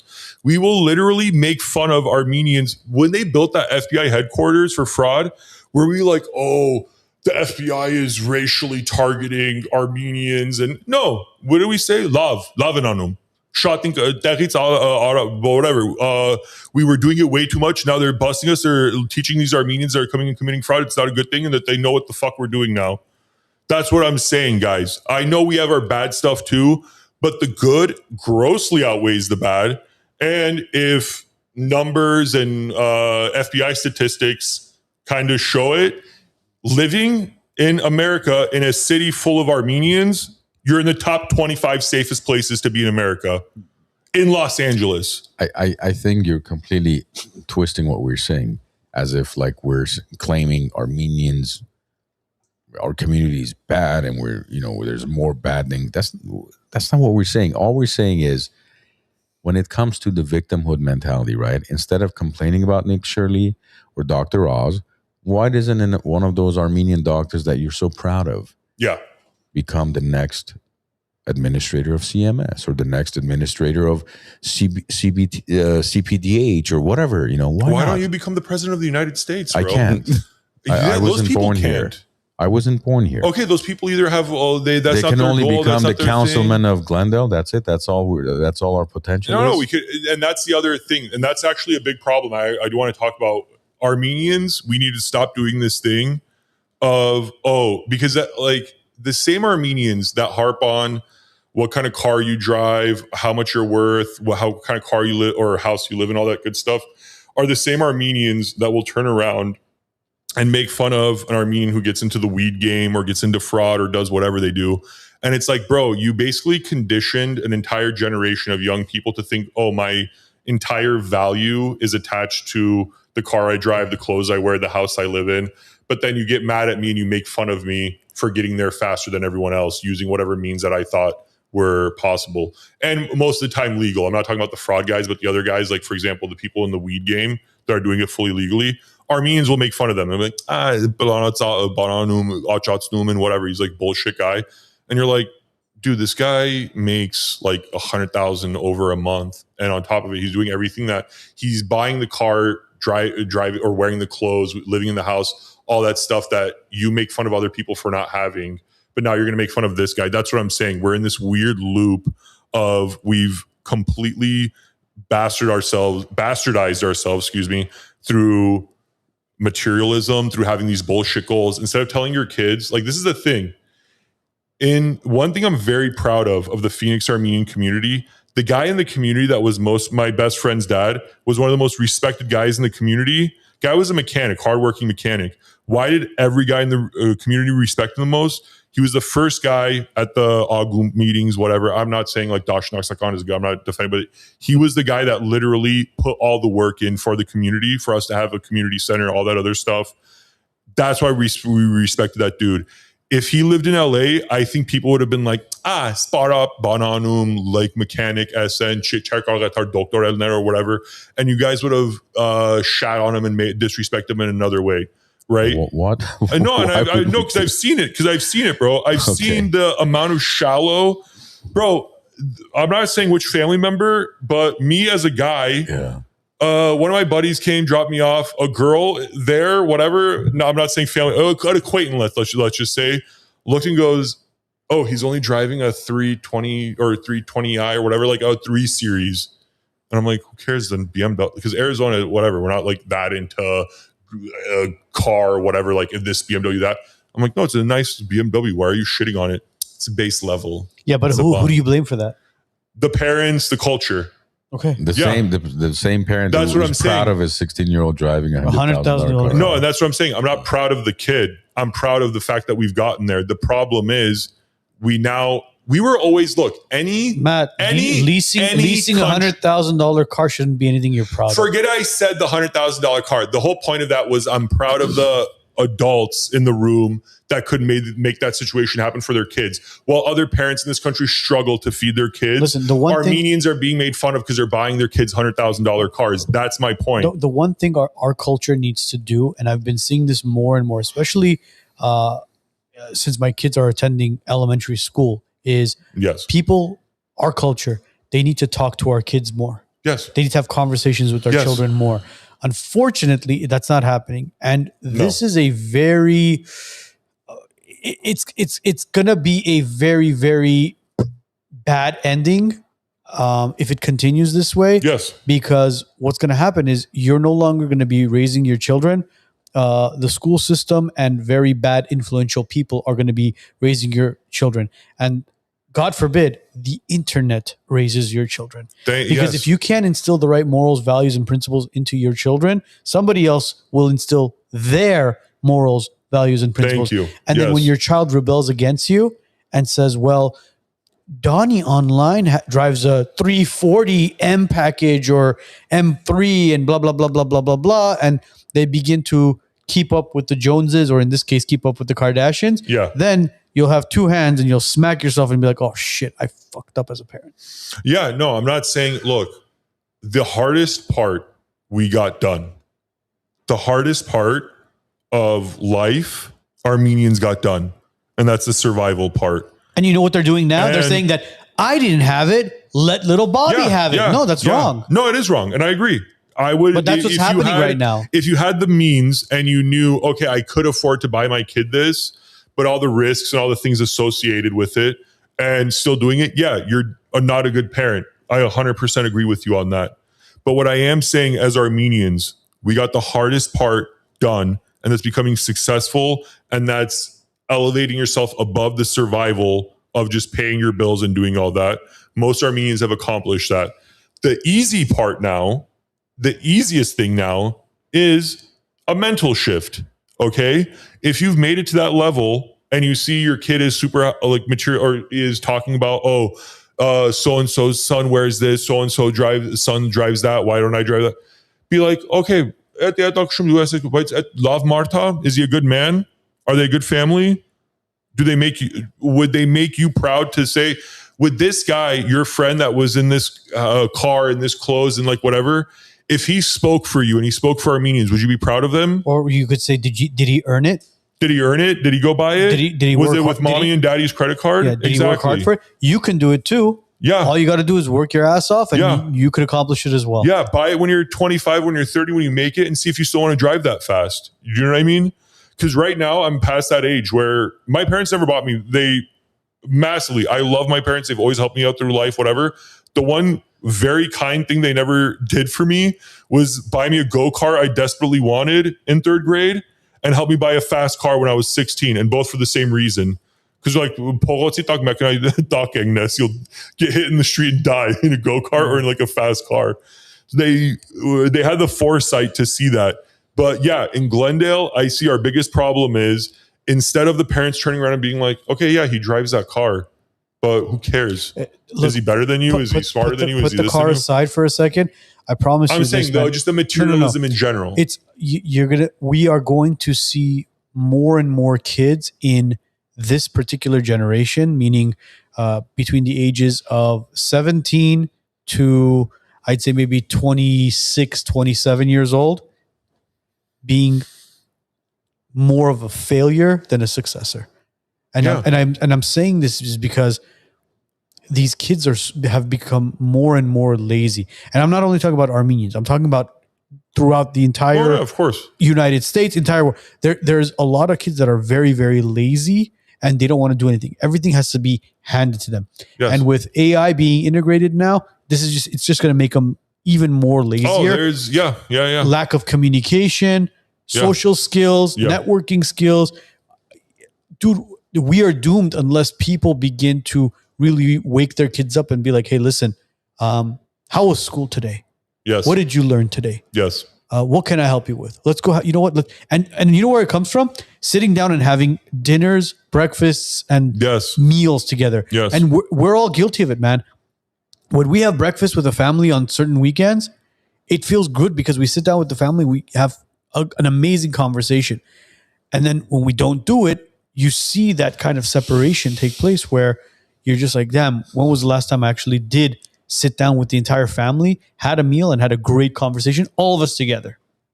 Yeah, that's the number one. Every culture. My cousin actually said something hilarious. So we have a mutual cousin that still lives in Armenia. Stop me if I've told you guys. Well, I'm going to tell it because I'm sure your audience hasn't heard it. He got a call from our cousin in Armenia, and the cousin in Armenia, thinking America works like Armenia, goes, up there, brother, who do you have to give an envelope of cash to for me to become an American citizen? Like if I send you the cash, or like how can we do this so I can just be an American citizen? He goes, brother, it doesn't work like that. Like you got to do the whole, like whatever the paperwork to this, that, you got to like wait. And he goes, my American cousin asked my Armenian cousin, he goes, bro, like why do you want to move to America so badly? Upper, I want to be a millionaire. I want to come to America. I want to be like this and that successful. I want to drive this and that car. I want to work hard. I want to do this. I want to live the American dream. My cousin, as younger, he's younger than me, but this kid's brilliant. Answers them beautifully. He goes, bro, breakfast, lunch, and dinner. You're sitting around with your parents, your grandparents, your siblings, your friends, your girlfriend, whatever this, that. You're doing that for 3 meals a day. The average American millionaire, he's eating whatever microwave meal or whatever dinner his wife maybe not made him over the sink at like 10 p.m. at night. Well, his wife is maybe raising the kids, maybe cheating, maybe whatever. She's great, maybe she's not. And the kids don't know who the hell he is and whatever. Yeah, my dad makes this amount of money, but unless he buys me this and that type of Mercedes when I turn 16, he's a loser and whatever. That's essentially what my cousin told him. My cousin goes, yeah, you're right. I don't think I want to move to America. Majority of life lessons come at the dinner table. Yes. Our majority of life lessons are learned at the dinner table. That's where you learn it. Yes. Where dad sits down or mom sits down and has that conversation with the kids. And the kids sit down and they listen. But Upper, see, what do you think? And that goes exactly for what I was saying with the Armenian marches, with these Armenian events and all these things, anything that to take your kids.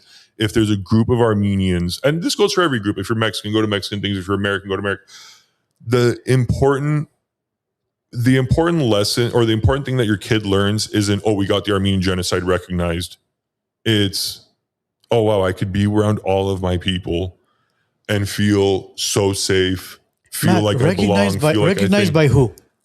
I don't, that's my point. We don't need the recognition. Those Armenian genocide marches, that was for us. That wasn't for anyone else. You know how many Armenian couples how many Armenian kids are born because of, how they go, oh, the Armenian genocide thing, that's just a meat market for Armenian. Has any country denounced or has not recognized the Holocaust? Bro, what are you saying? What am I saying? I'm serious. I'm very curious. Has any country ever not recognized the Holocaust? Which Holocaust? The real one or the fake one? Jeez. Whichever, the one that took place in 19. The real one, very many haven't. The fake one, everybody has. Okay. So when Israel, Turkey, Azerbaijan, Pakistan, Ukraine, and mind you, these countries are countries that we've been involved in recently, haven't recognized the Armenian genocide. I mean, what's the point? No, but he's talking about the community coming together. I don't even want. I don't want the Armenian. Let me make myself abundantly clear. You recognize the Armenian genocide and Armenians stop marching, or you never recognize the Armenian genocide and every year Armenians get together to march. I would rather take the latter than the former. I would rather not have the Armenian genocide recognized in America and still have Armenians getting together like by the thousands than go to the thing that I went to last year, the Armenian genocide recognition thing. There's maybe like 300 to 500 people there. Do you see what I'm saying?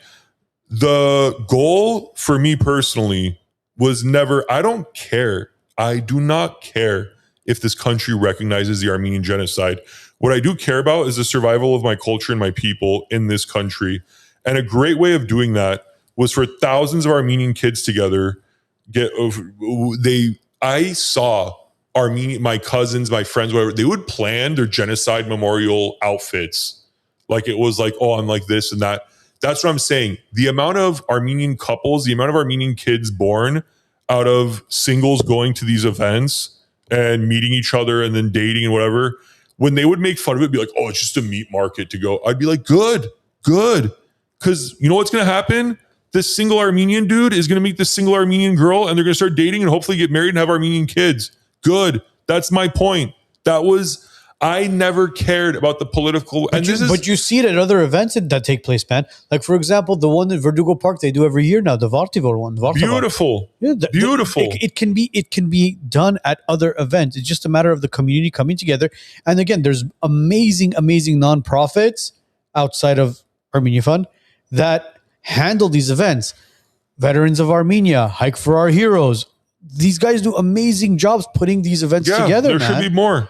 And there are in a perfect world, every weekend there would be some sort of Armenian event for us to all go to. In a perfect world, yes. I mean, if we can afford to do something every single weekend. Of course. But I get where you're coming from, man. But it doesn't necessarily have to be at the, on once a year, April 24th. It can be at different fundraisers and Vartavars and all. A universal look. The thing is this: if you do a religious thing, if you do a cultural thing, if you do a whatever, that's go great. to church every Sunday. Then I do. No, everybody. But like I try to. No, and I agree, and I always said it. I go, the Armenian community was strongest. We had arts off. We had everything going for us when you couldn't find a seat in a church, because Armenians every culture needs a central meeting place. Every town, every group, if it's not the town hall, it's the church, it's this, that's the McDonald's, whatever you want it to be. Every successful culture has an event, a time, a service, whatever you want it to be, where they all check in on each other. You ask most religious people, what is it about church you love the most? Rarely will you hear a religious answer of God or this or that. 9 times out of 10, you're getting a communal answer. I love seeing my neighbors. I love seeing my friends. I love praying together. I love doing all that. Armenians, we have gotten so individualistic and so materialistic that when I post, when I do anything, I get a lot of support. I do great numbers, guys. I'm not going to lie. But when I post about Armenian issues, it shouldn't be just me doing it.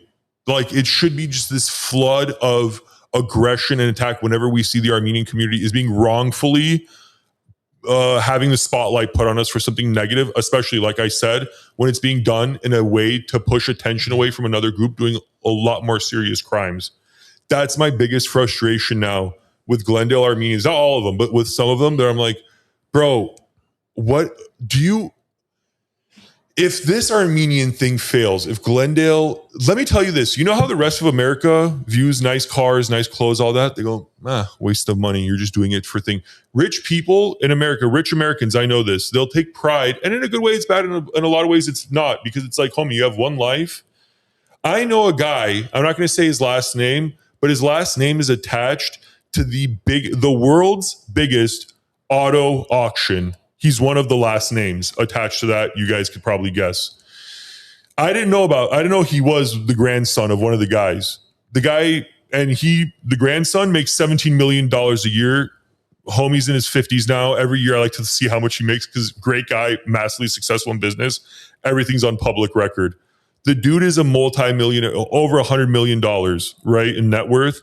He drove a 2008, I think, Toyota Tacoma to the gym, some beat-down thing truck, a guy that could drive any car he wants. And he almost takes pride in it. And he takes pride in, oh, my kids aren't going to see I'm sending it all to charity and whatever this, that. And it's like, oh, cool, bro. You're everything that your grandpa and your entire generations worked for, your progeny and your kids will. You got to live off that benefit, but your kids won't. That's weird. That's a super boomer way of looking at life. Anyways, but outside of that, I see him driving the shitty truck and wearing shitty clothes. And I go, dude, this guy has no pride in himself, no pride in nothing. Where a doctor in Glendale or whatever, guy worth a lot less than him, looks better, dresses better, all that other stuff, because he takes pride in himself.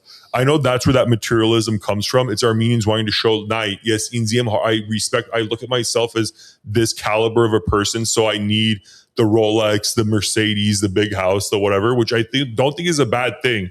I don't think that's the opposite of a victim mentality to me. When your people go, no, I need the best of everything and I'm going to get it. I don't even care how I'm going to get it. I'm just going to get it. And most of them do it very legal ways. Unfortunately, some of them do it in illegal ways. But what I am saying is the materialism thing, the success thing, that was the hard part. We got that out of the way. We're all living comfortable now. Let's focus on the wrong thinking that we're doing. And you guys hyper fixating on like these and these issues, that's not helping you guys. And you guys have one of the biggest platforms if not the biggest platform in the American Armenian community.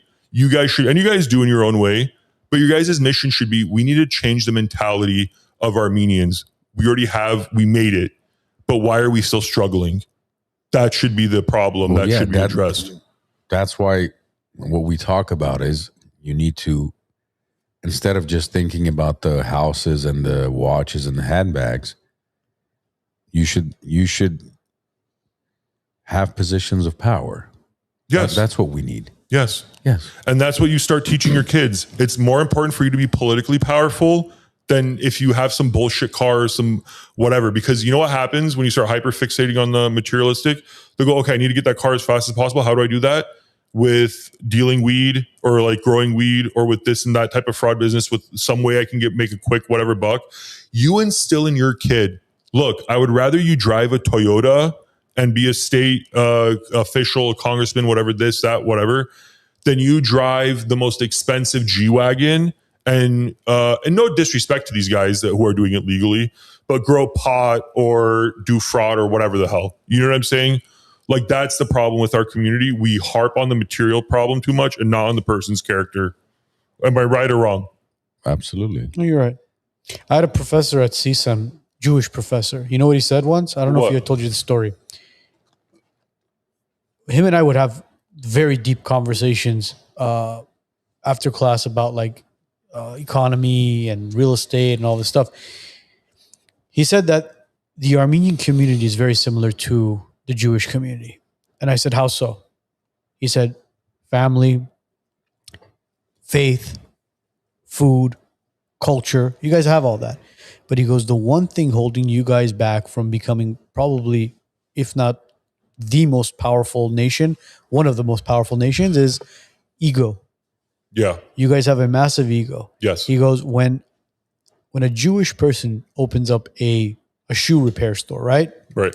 He goes, another Jewish business owner right next door will open up a tailor shop to basically accommodate for the shoe repair. Yes. Then next door to that, some guy will open up a dry cleaner. Next door to that. So they'll all kind of play hand in hand together. Yes. Yes. He goes, when an Armenian opens up a shoe repair store and he's making a shit ton of money, another Armenian will come and open up a shoe repair store right next door to him. No, and yeah, for half the price. That's true. Yeah. And that's there's a truth to that. There's a lot of truth behind that. No, stop. There's a lot of truth behind that because it proved it during the cannabis industry. I had to yell over you because you've been aggressive. It proved it in the cannabis industry. Because what you're saying is it's a half truth. Let me tell you why. No, it's not a half truth. It's a full fucking truth, and it's a reality. It's a reality check. It's a reality check. That's what it is. No, let me tell you why it's a half truth. Because the thing is this: they did a study on. Let me tell you why. They did a study. I can't wait for you to have kids, bro. They did a study on how much how much a dollar circulates within its own community before it leaves, right? Unfortunately, African American, Hispanic, they were on the lowest end of that. They were like 0.3 to 0.5, and then like 1 or 2 maybe. Yeah. Jews, Armenians, or white people, they were, I mean, and most of it, so they didn't really count that, but there was like Poles and like, whatever, certain ethnic groups in America in their own community, they studied it. It was like 6 to 8 times. Armenians were 12 times that dollar revolves in our community. Jews, it's 14. So we're not that far off, right? You want to know something crazy? You know how much Mormons were? 22. 22 times a dollar will rotate in the Mormon community before it leaves. So if we want a better example, and this is the thing, there's more endowment now than in the Mormon church than there is in the Catholic church. Are the Mormons the ones that have multiple wives? Yes. Yeah, fuck them, bro. I'm not saying what they're doing is right. No, I'm not. And that's illegal now. They don't do that anymore, apparently. According to Netflix and whatever the shows are, as they swap out the wives and whatever with each other. But I'm not harping. Go I'm over not to trying each other's I'm houses not trying with to bag on pineapples. Mormons. I know some good Mormon people in Arizona. They're great people. They really are. They're great family people. They're very sweet, whatever. I'm not trying to get into the whole Well, thing. there goes the Mormon But what I crowd. am saying, what I am saying is this is if we wanted to model ourselves after Jew is good, Mormon is better. But why can't we go, hey, look, we're a community that through, I'm not going to give you guys the whole history lesson, you know it, through all of our trials and tribulations, more than any other ethnic group, has stuck together, has stood the test of time. We're here now. We're at a weird point right now where we outlasted all the genocides, all the ethnic cleansing, we did all that. Now our biggest enemy is ourselves. Will we survive ourselves? That's the biggest question the Armenian community has to face now. We have external enemies, true, but our biggest problem in America will be maintaining our culture.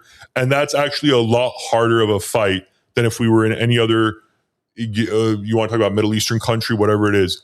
Being Armenian in America is harder than being Armenian in Iran or Beirut. In Iran, we were Armenian for what, 400 or 500 years. Yes. Here, it's been 40, 50 years, and you're already seeing our culture dilute, Yeah. right? Yeah. That's what I'm saying. Because there's no community here. Like you said, there's no community, there's no leadership. No, there is. There is. No, we don't have a community. We Yeah. don't have leadership of it. Go. For example, there's churches. There's a new one being built every couple of years. Yeah. But go to a Sunday ceremony or something, and your Bible study, whatever. Yeah. See how many people show up. No, yeah, that's what I'm talking about. That's, Or if they set up something, let's say March 5th or whatever it is, May 17th, we're gonna hold this community get together because we want to raise funds for so and so family. They've just moved. There's absolutely zero community when it comes to stuff like that. It's everyone for their own. Who can buy the biggest house? Who can drive the most expensive cars? And yes, I'm glad our culture is doing well. Armenian community is doing well. They're successful. And look, there's a lot of prominent professionals too in the community. For example, if you look up Cedar Sinai, right? Yeah. Not an Armenian hospital. No. One of the World's best hospital. largest hospital systems in the country, if not the world. No, it's Cleveland Clinic, but yeah, you're close. I said one of. Okay. Yeah. Chief Operating Officer, Armenian. Yeah. Harvard grad. Yeah. Right? USC. Chief Executive Officer here. Armenian medical doctor. So we have a lot of accomplished professionals in the community as well. But unfortunately, the community in whole itself, like Arno said, we have an ego issue. There's no leadership. All chiefs, no Indians. Yeah. And we need to have that leadership where when somebody says jump, let's stand together, we do it. We don't question it because we know the objective is the same, the goal is the same, and we're doing it for the community. We're doing it for our future generations. And we are lacking that. That's why when I say victimhood mentality, we don't need to talk shit about Dr. Oz and Nick Shirley, whoever else. Why don't we do the same? Why don't we do better than that? Well, no, That's what we need to do. What I put on why I made the videos that I made is first of all, my entire content from the Lama June to the Armenian political stuff before that to the Armenian political stuff now. I want to always put out content that doesn't put us in a bad light. My biggest frustration and the reason why I started putting stuff online was looking at Armenian Glendale-based comedians and influencers and content creators who every single one of their jokes was making us look bad, making us look obnoxious, making us look dumb, making us look like we're Norekots or that we don't understand what's going on. Even though an Armenian in Armenia, several have messaged me, I've talked to, they speak better English than a lot of Americans do, born and raised here. They read and write better. They definitely write better. Some of the things that they'll write me, I'll be like, bro, well, where in LA do you live? Oh, bro, I live in Yerevan. Did you move? No, I grew up here, whatever. That type of brilliance that I see in our people and how it's worth fighting for. That's why I started making the content that I made, because we're not a group that should be constantly made fun of or put down. And that's what I'm seeing, that we did it so much.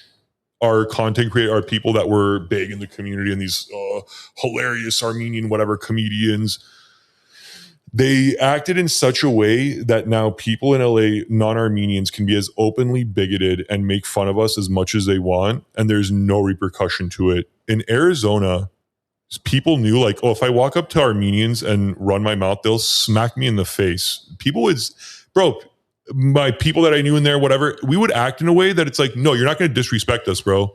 A guy walked up to me at a bar. All the Armenians were there. You know how we dress and how we act. And he walks up and he's like, oh, are you guys some sort of mafia? I go, no, we're Armenian. No one's in here in a mafia, but we're not a bunch of nervous fucking dentists and accountants either. We'll smack the shit out of you, say something. And he's like, oh, okay, bro, like, didn't mean to come off like that. I'm like, well, you come up and you're kind of being, passive aggressive and shitty. So I just wanted to make sure you know that. And he's like, oh, thank you. Sorry about that, man. I'm gonna let you guys have a good night, and like moved it on. I'm not saying we have to be that hyper aggressive in LA and just kind of be like, you're not allowed to say anything about me. I'm going to smack you in the mouth. But don't make it so people go, oh, I'm Armenian. Oh, the fraud people, Kim Kardashian's ass. You know what I mean? That's what we're getting now. That's what I'm upset about. And that's what I'm working towards stopping is, we're not going to be your scapegoat or your punchline or the butt of your jokes. What's going on? Sorry. I thought we were all staring at something. No. Oh, okay. Never mind. Anyway, so yeah, guys, I'm sorry. And like, maybe that's the reason why I got so upset with you, Armand, is because I thought of all people, you should be knowing what I'm trying to accomplish with my online thing. And if you don't necessarily have to care about my opinions, but at least I care dearly about your opinion. Thank you, bro. That's why I know you're here. Exactly. I know. And like, I know it was in jest. And I guys, to break the fourth wall, we planned I came on here. I'm like, oh, we're going to do a whole, no, we didn't. The fight was real. The fight was 100% real. This wasn't orchestrated at all or talked about that it was going to happen. Well, hopefully we'll see you more often then. Now it's definitely the Ben and Ali conflict here. We're gonna actually get into a ring, or what are we? You gotta. What did he say? What was like the? I'm a nice guy. Who gives a shit, bro? Don't worry about it. We're gonna nice we should copyright the shit out of that so they can't even use it anymore. Dude, that would be hilarious. Please do. Are we gonna discuss the late Charlie Kirk? Yeah. We could dive into that. We've got a strong audience. You want to talk How about many people are? You want to talk about Charlie Kirk real quick? God bless him. No. How you knew Charlie? I knew him in a very casual. He clearly doesn't want to discuss. No, I'll discuss it. I'll say this. Anytime the media or people, you can't lie to people and you can't go against their gut instinct, right? The whole Dr. Oz, Nick Shirley thing, and with Armenian thing, and the whole reason why Erica Kirk, Charlie Kirk's wife, is being so scrutinized now and under attack is, I think people notice there's something weird going on there. And the reason why they brought it up is we were talking about it before the show and the experiences I had with her seeing Charlie. Because Charlie, I'm not saying knew me or me and him were best friends in any way, but when he would see me in public, we would wave at each other. We would say hi. We would maybe exchange a couple words, this, that, because he knew I was in the political sphere. I would see it. Well, now, I mean, it's fine now, but I would see him at the Whole Foods in North Scottsdale. I would see there was a gym that he went to a couple times, but then didn't see him much anymore. But primarily it was either in the workplace or we had offices that were close to each other. We shared a bathroom. we'd always be in the bathroom at I think our what is it called? Our bladders lined up. So over 6 foot tall guys, they have a specific bladder schedule. We have a specific bladder schedule. And not only that, we recognize each other. If you guys remember the very short period that Charlie Kirk tried growing out a goatee, I feel like that was because of me, if I'm being honest. And he made some fashion choices that I think someone said, hey, don't do that were strikingly familiar to what I was wearing. I'm not saying I was Charlie Kirk's, inspiration, but I knew the guy. He was a great guy. But like I mentioned to you guys privately, the person that he unfortunately married, I'll say this, it's, your marriage is either your greatest power or your greatest poison. I felt like she was unfortunately the latter in that scenario. And all this stuff, and it's exactly what I'm saying about I'm not saying she was on the Epstein list, right? But what I am saying is when the public hears about something, or there's rumors circulating, or there's things happening behind the scenes that you hear about, new, true, not true, probably go with your gut instinct. And there's more truth to it, especially now in 2026, there's more truth to conspiracies than untruths. So what does your gut tell you about Erica Kirk? I'll just say it flat out. It went from me and Charlie seeing each other in public settings and whatever, and waving and smiling at each other, to 2 times it happened after. I would see him, I would smile, I would wave and go to walk over, say, hey man, how's it going, whatever. The look that I got from her, the almost anger in her eyes, I was like, oh, this woman does not want me to talk to her husband. So maybe she thought I was a fan. Maybe she didn't like my energy or whatever the point being is. But, feelings mutual. They don't like her as much. And that's, again, going on the Armenian thing. There's a lot of, I'm not saying her specifically, but there is a lot of weird and shady characters now in this MAGA movement that will happily say, you should hate every Armenian, and every Armenian American, don't trust them. I have met people in the Republican working for Turning Point, definitely working for Turning Point, that would happily go out of their way to make sure Armenians got a horrible name in this country if it meant protecting other groups. So that's my thoughts on that, and why you guys should, when I say we got to be very aggressive towards the people attacking our community, I'm not saying that as a conspiracy theorist, or I'm not trying to say, oh, let's focus on me talking about a 16-year-old getting a $100,000 car. I'm not saying that.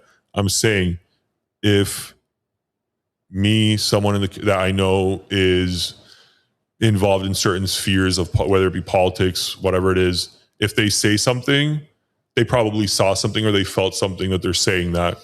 And right now I'm telling every Armenian listening, especially we saw with the Democrat movement how for 8 months our Armenians in Artsakh were starved and thing, and the Democrat Party, who's supposed to be the loving, accepting, we take care of ethnic communities, we take care of people struggling, they did absolutely nothing. I genuinely do believe the MAGA Party is worse, and they do have their crosshairs on us. Hopefully not anymore, because I'm not trying to give myself credit. I feel like me making these videos immediately after I made it, haven't seen Dr. Oz or Nick Shirley saying anything. Randy Fine's fat ass wants to talk, I'll happily make videos about him all day. But yeah, that's my one warning to the Armenian community. Be on guard and be aggressive, and don't let these bullies think they could say whatever they want to us and there's going to be zero repercussions. So the Republican Party is anti-Armenian.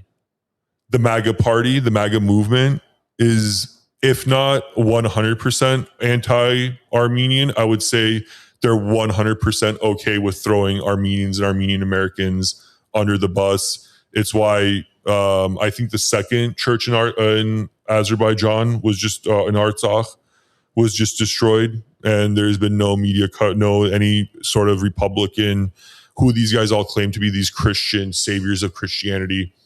Not seeing any of that. Someone just commented, follow the money. Exactly.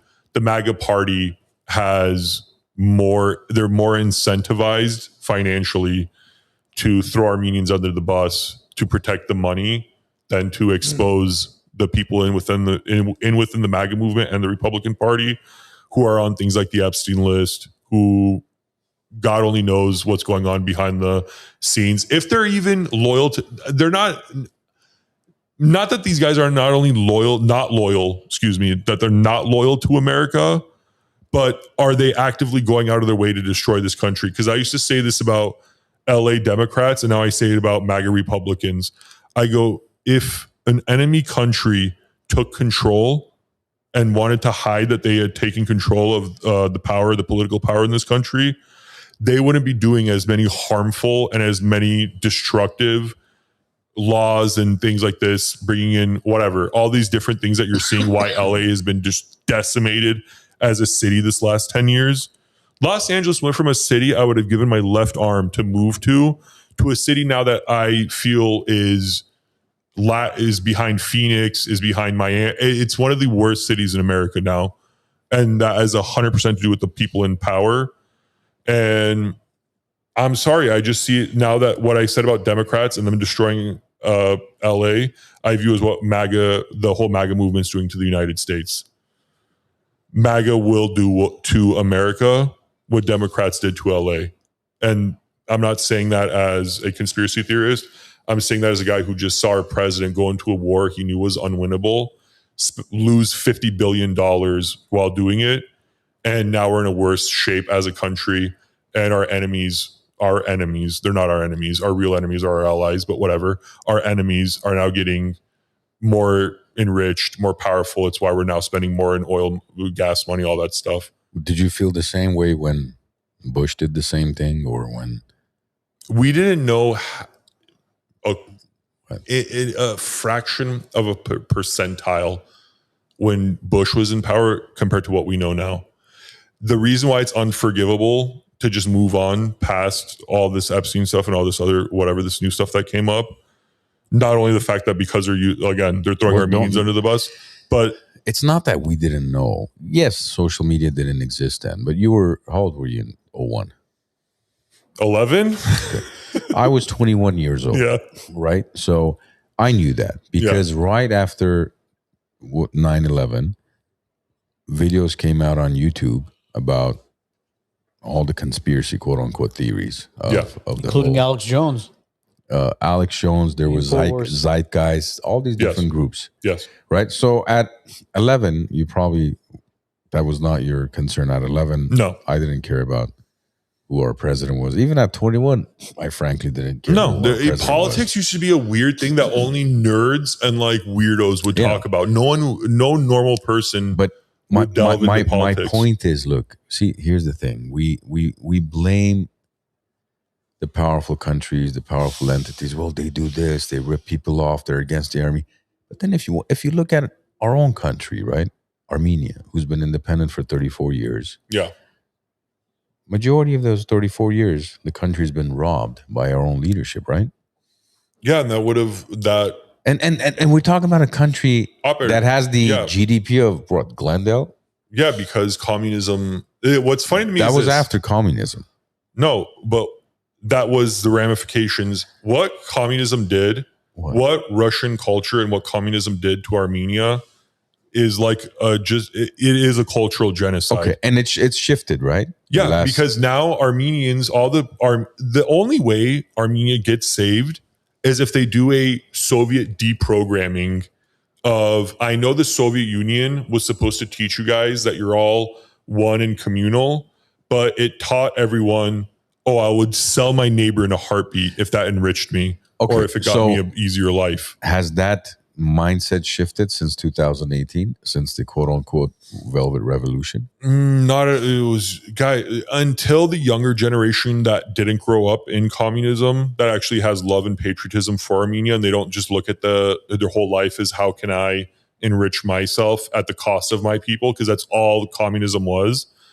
Then until then, Pashinyan, anyone that age, even people your age who were kids during Armenia, during Soviet Union, you will have the memory of, I might need to at one point, not you, I'm not saying you personally, but what I'm saying is people of that generation still have that mentality of, I might need to backstab or sell out my neighbor to push forward. If you're if you're raised in a system that you have to do that to survive, I'm not blaming Armenians that do that. I'm not saying they're bad people. I'm saying it's a system that made them have to do things like that to survive.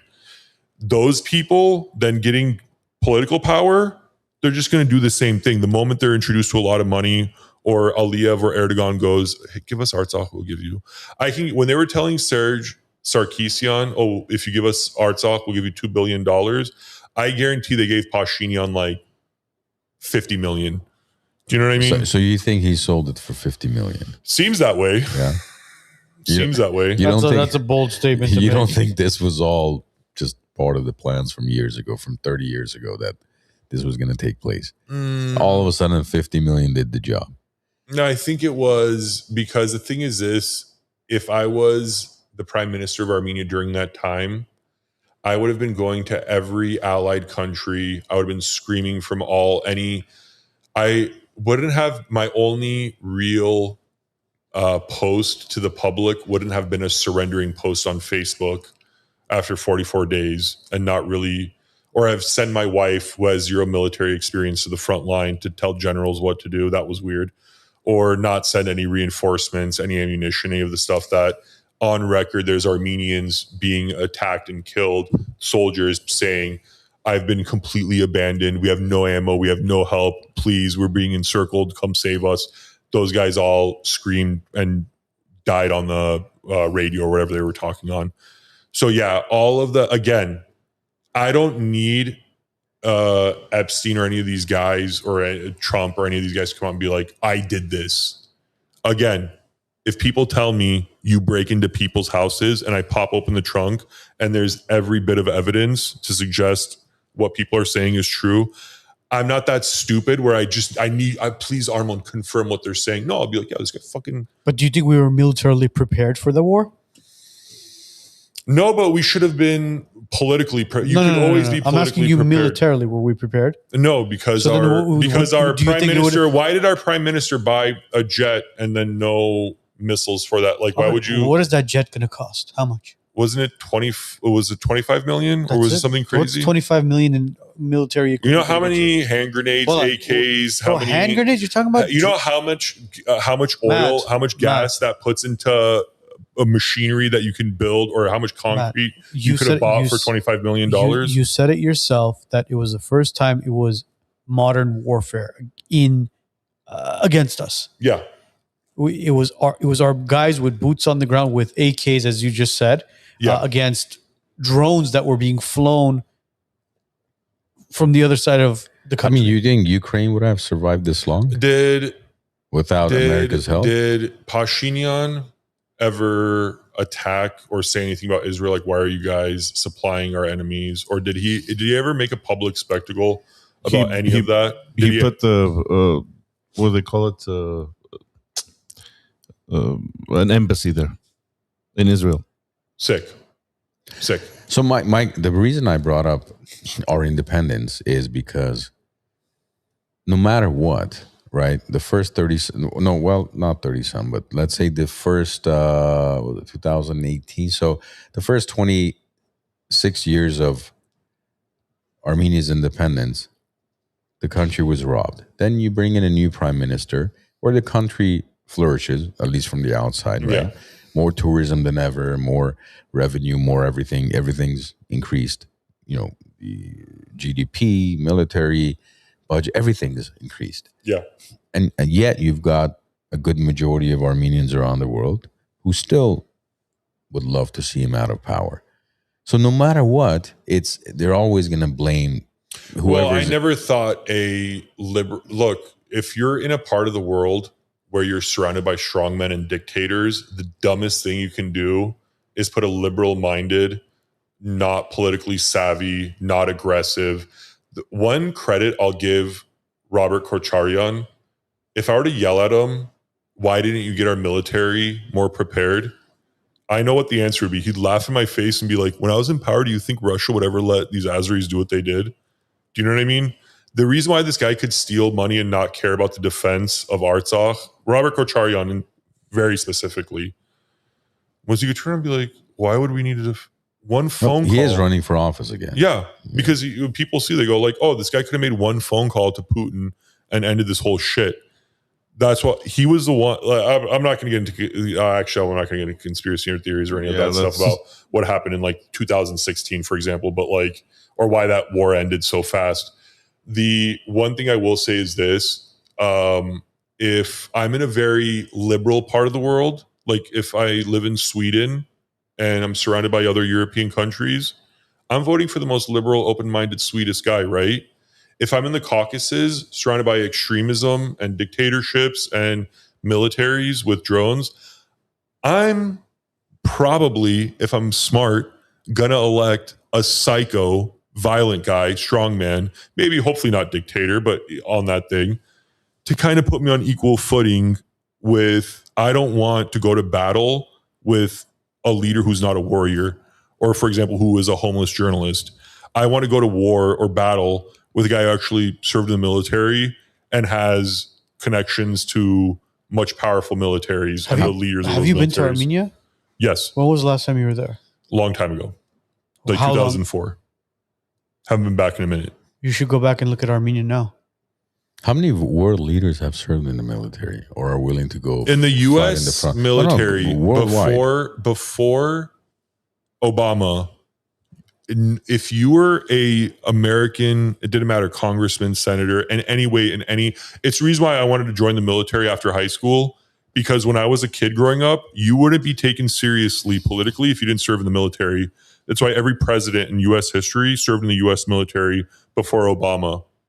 I don't care about with other Bush and Clinton, they all served in the military? They all served. He's got to go back to Armenia. The last time you were in Armenia, it was during Kocharyan's time. Go back to Armenia, and that's when I was in Armenia. 2003 was the last time I was in Armenia. Do you think it has anything to do with Pashinyan? It has a lot to do with it. Oh, okay.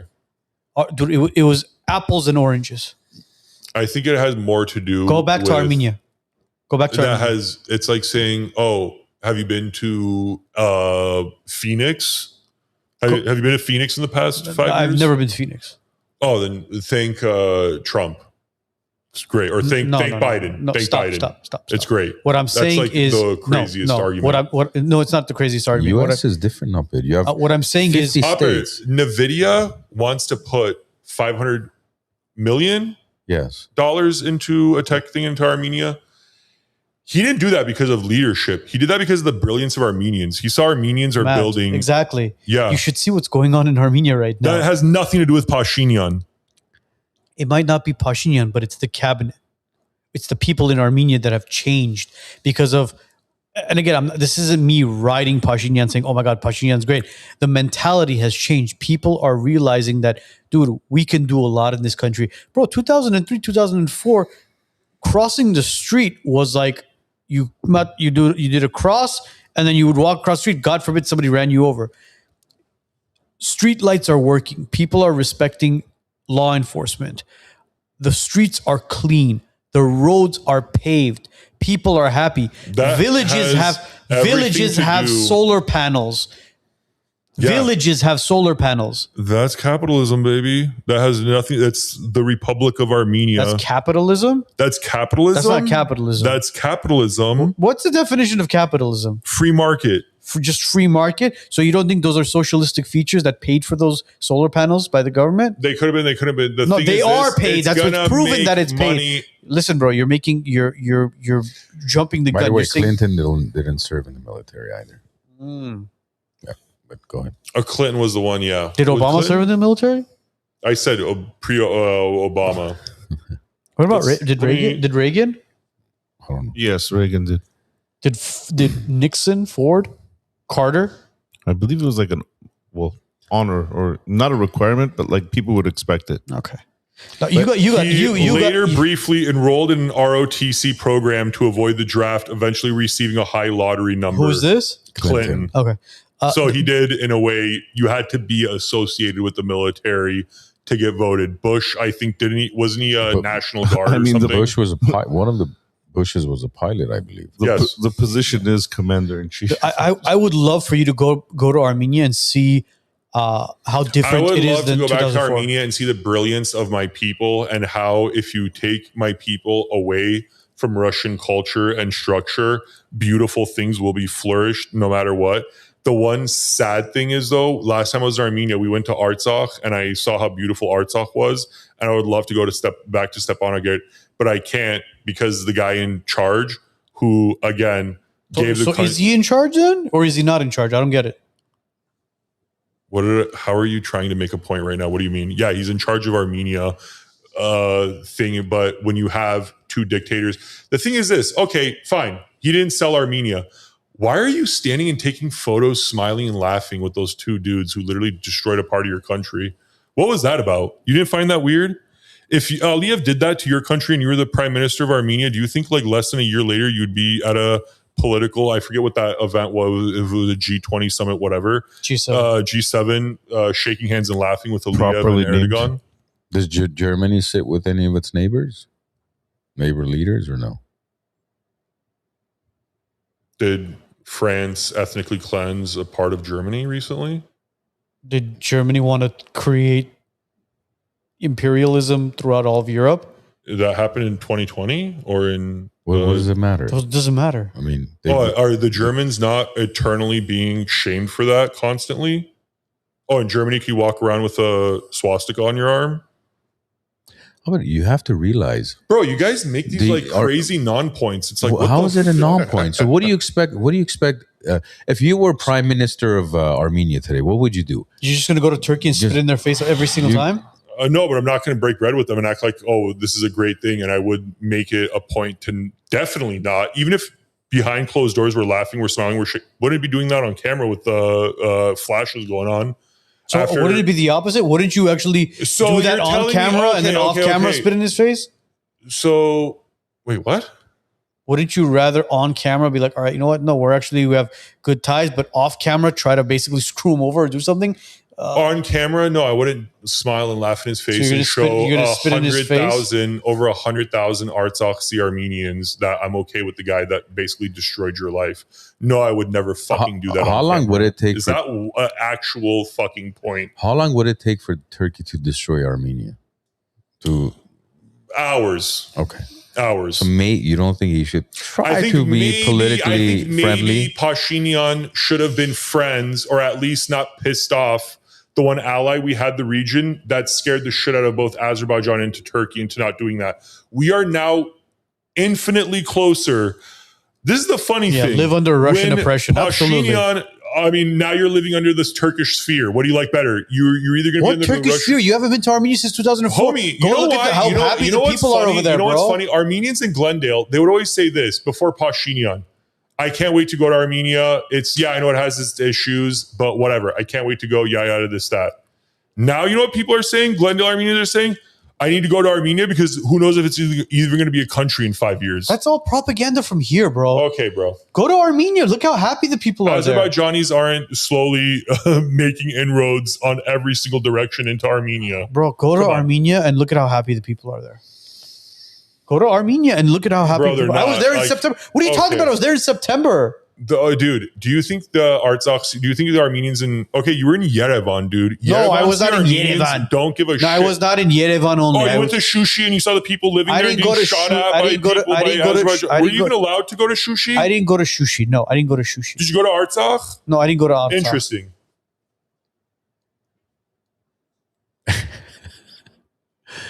Why didn't you go to Shushi? Why didn't you go to Shushi? What do you want me to say? Answer the question. We all know the answer. So Pashinyan's a good leader? I didn't say Pashinyan's a good leader. What I said was the people are happy over there right now. The country is thriving.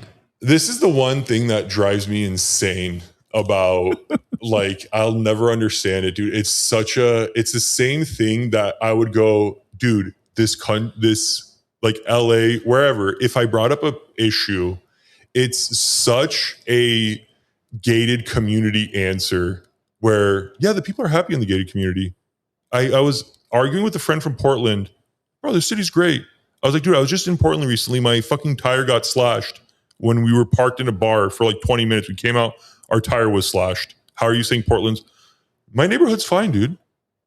Oh, your neighborhood where houses are like $2-3 million and there's a gated community. Yeah, obviously your neighborhood's going to be fucking fine, dude. Okay. Obviously people are going to be happy in a gated community or places where shit's not happening. Okay. But places where people are getting like when places like villages that you're not allowed to go to because of how dangerous it is are getting shot at. You want to ask them if they're happy or not under Pashinyan's rule? It has nothing to do with Pashinyan's rule. It Oh has to my do with the God. fact that, look, Matt, I think where we don't see eye to eye is you think Pashinyan was somehow elected into office, and you think Kocharyan was elected into office, and Ser Sargsyan. These people were planted into those positions. And there's a reason, because back then they had to be under Russia's rule. Now they have to be under U.S. rule or whatever. Bro, Western Armenians... asset. That's just the way politics works. let me No go matter back to who this. was in Armenians- office. No, hold on. You truly believe Pashinyan, a journalist, started walking from wherever he started, and then all of a sudden tens of thousands of people came together. He sat down with Ser Sargsyan. It wasn't Soros funded. and- Soros had nothing to do with and it. intimidated Ser Sargsyan, where yes, I will leave my throne for you to take office. Do you think that's what really happened? There was no funding, outside fund. There was no NGOs in Armenia pushing shit. Of course, but who allowed it? Was it the U.S.? Somebody allowed it, right? Somebody Yeah. wanted Pashinyan in power. Yeah. Yes. So Pashinyan didn't sell off Armenia. Pashinyan was the scapegoat so that he could sell off whatever needed to be sell off. Yeah, the big Sold question, off. exactly. You think Ser Sargsyan would just basically just get up and say, like, all right, you know what? I guess my reign here is over. Did you see the meeting when they sat together like this? Like across from each other in 2018? Yeah, he was dressed in his camouflage Look, gear boys, with his I hand need to wrapped. use the bathroom. I've been holding my poor bladder is about to explode, and I don't want to keep Just go going. on the Let's Starbucks let's do cup. this. Well, this conversation is not going to end. Yeah. We'll have you back another day. We'll continue the conversation. Our audience is loving you, by the way. Yes. They don't. I agree with Matt. What is it? Tall Armenian is correct. Love you guys. Who are you? Nasaga. I can't read your name, brother. Bad eyes. Speaking of Here we ego, go. this guy's ego is going to be freaking. we should I buy. agree with you, Arper. We should buy Matt a one-way ticket to Armenia. Pay for 1 year of his Oh, expense. check it out. I love it. The people will love it. It'll be a great. Are you down to move to Armenia? Armenia's great. Hold on. Would you be down to move to Armenia if we pay for it, and we'll pay for your rent for a year? But you can't come back in 10 years. What? All right, guys. This has been fun. There's one thing. Yeah, pay my rent, pay my utilities. Yeah, we'll all pay- that we'll stuff. pay your utilities and your rent for a year? Yeah. And we'll pay you for your one-way Let's ticket. start there. off like a 2-week vacation. All expenses paid. Well, you guys can't pay 2 weeks. You're about to pay for a year. You can't pay for 2 weeks. No, it's too expensive. That's fucked. Anyways, love you guys. Love you too. One thing great. before Quick, we go, quick. yeah, I know he's about to go. By the way, just for the hantavirus, I wanted to run this. The guy that did the on the cruise ship where he was interviewed. He made a video of himself. He basically made a video of himself, the hantavirus. No. Yeah, the guy that was like all hyper and like, Yeah, so a new video came out. We're going to do that today? Just real quick. Wait. Oh, you hit the camera, bro. No, he's okay. Look, Yeah. Play it. Let's see what Check it is. this out. Oh my God, what a coincidence. The hantavirus cruise guy, Jake Rosemarin, who has spoken from aboard at the cruise ship where the alleged hantavirus broke out previously, he pleaded years ago with people to get the COVID vaccine, but he didn't even bother to change his costume for the next PSYOP. Watch this video. Girls get vaccinated. Gorgeous vaccinated girls get boosted. And gorgeous boosted girls get boosted again. If you're eligible. That's during Gorgeous. So, as in they filmed that thing. No. So essentially, that same guy that was on that cruise ship is that same guy that during the COVID pandemic he was saying, "Take the vaccine to everybody else." That video, guy? Yeah, he never bothered to even change his hat and shirt. Oh, that's what it. Okay, the hantavirus. We got to get into that next week, bro. Yeah, definitely. We got to do some research on that hantavirus and then get back to everybody next week about it. research. Well, yeah, What research? Well, maybe we'll go to Armenia with Matt and do some research over there. Matt's in the bathroom. We'll thank him off air. But everybody else, today's episode will be up and running on Spotify, Apple Podcasts, all major platforms. Mañana. Have a great week. Have a great weekend. And we'll see you guys all next week.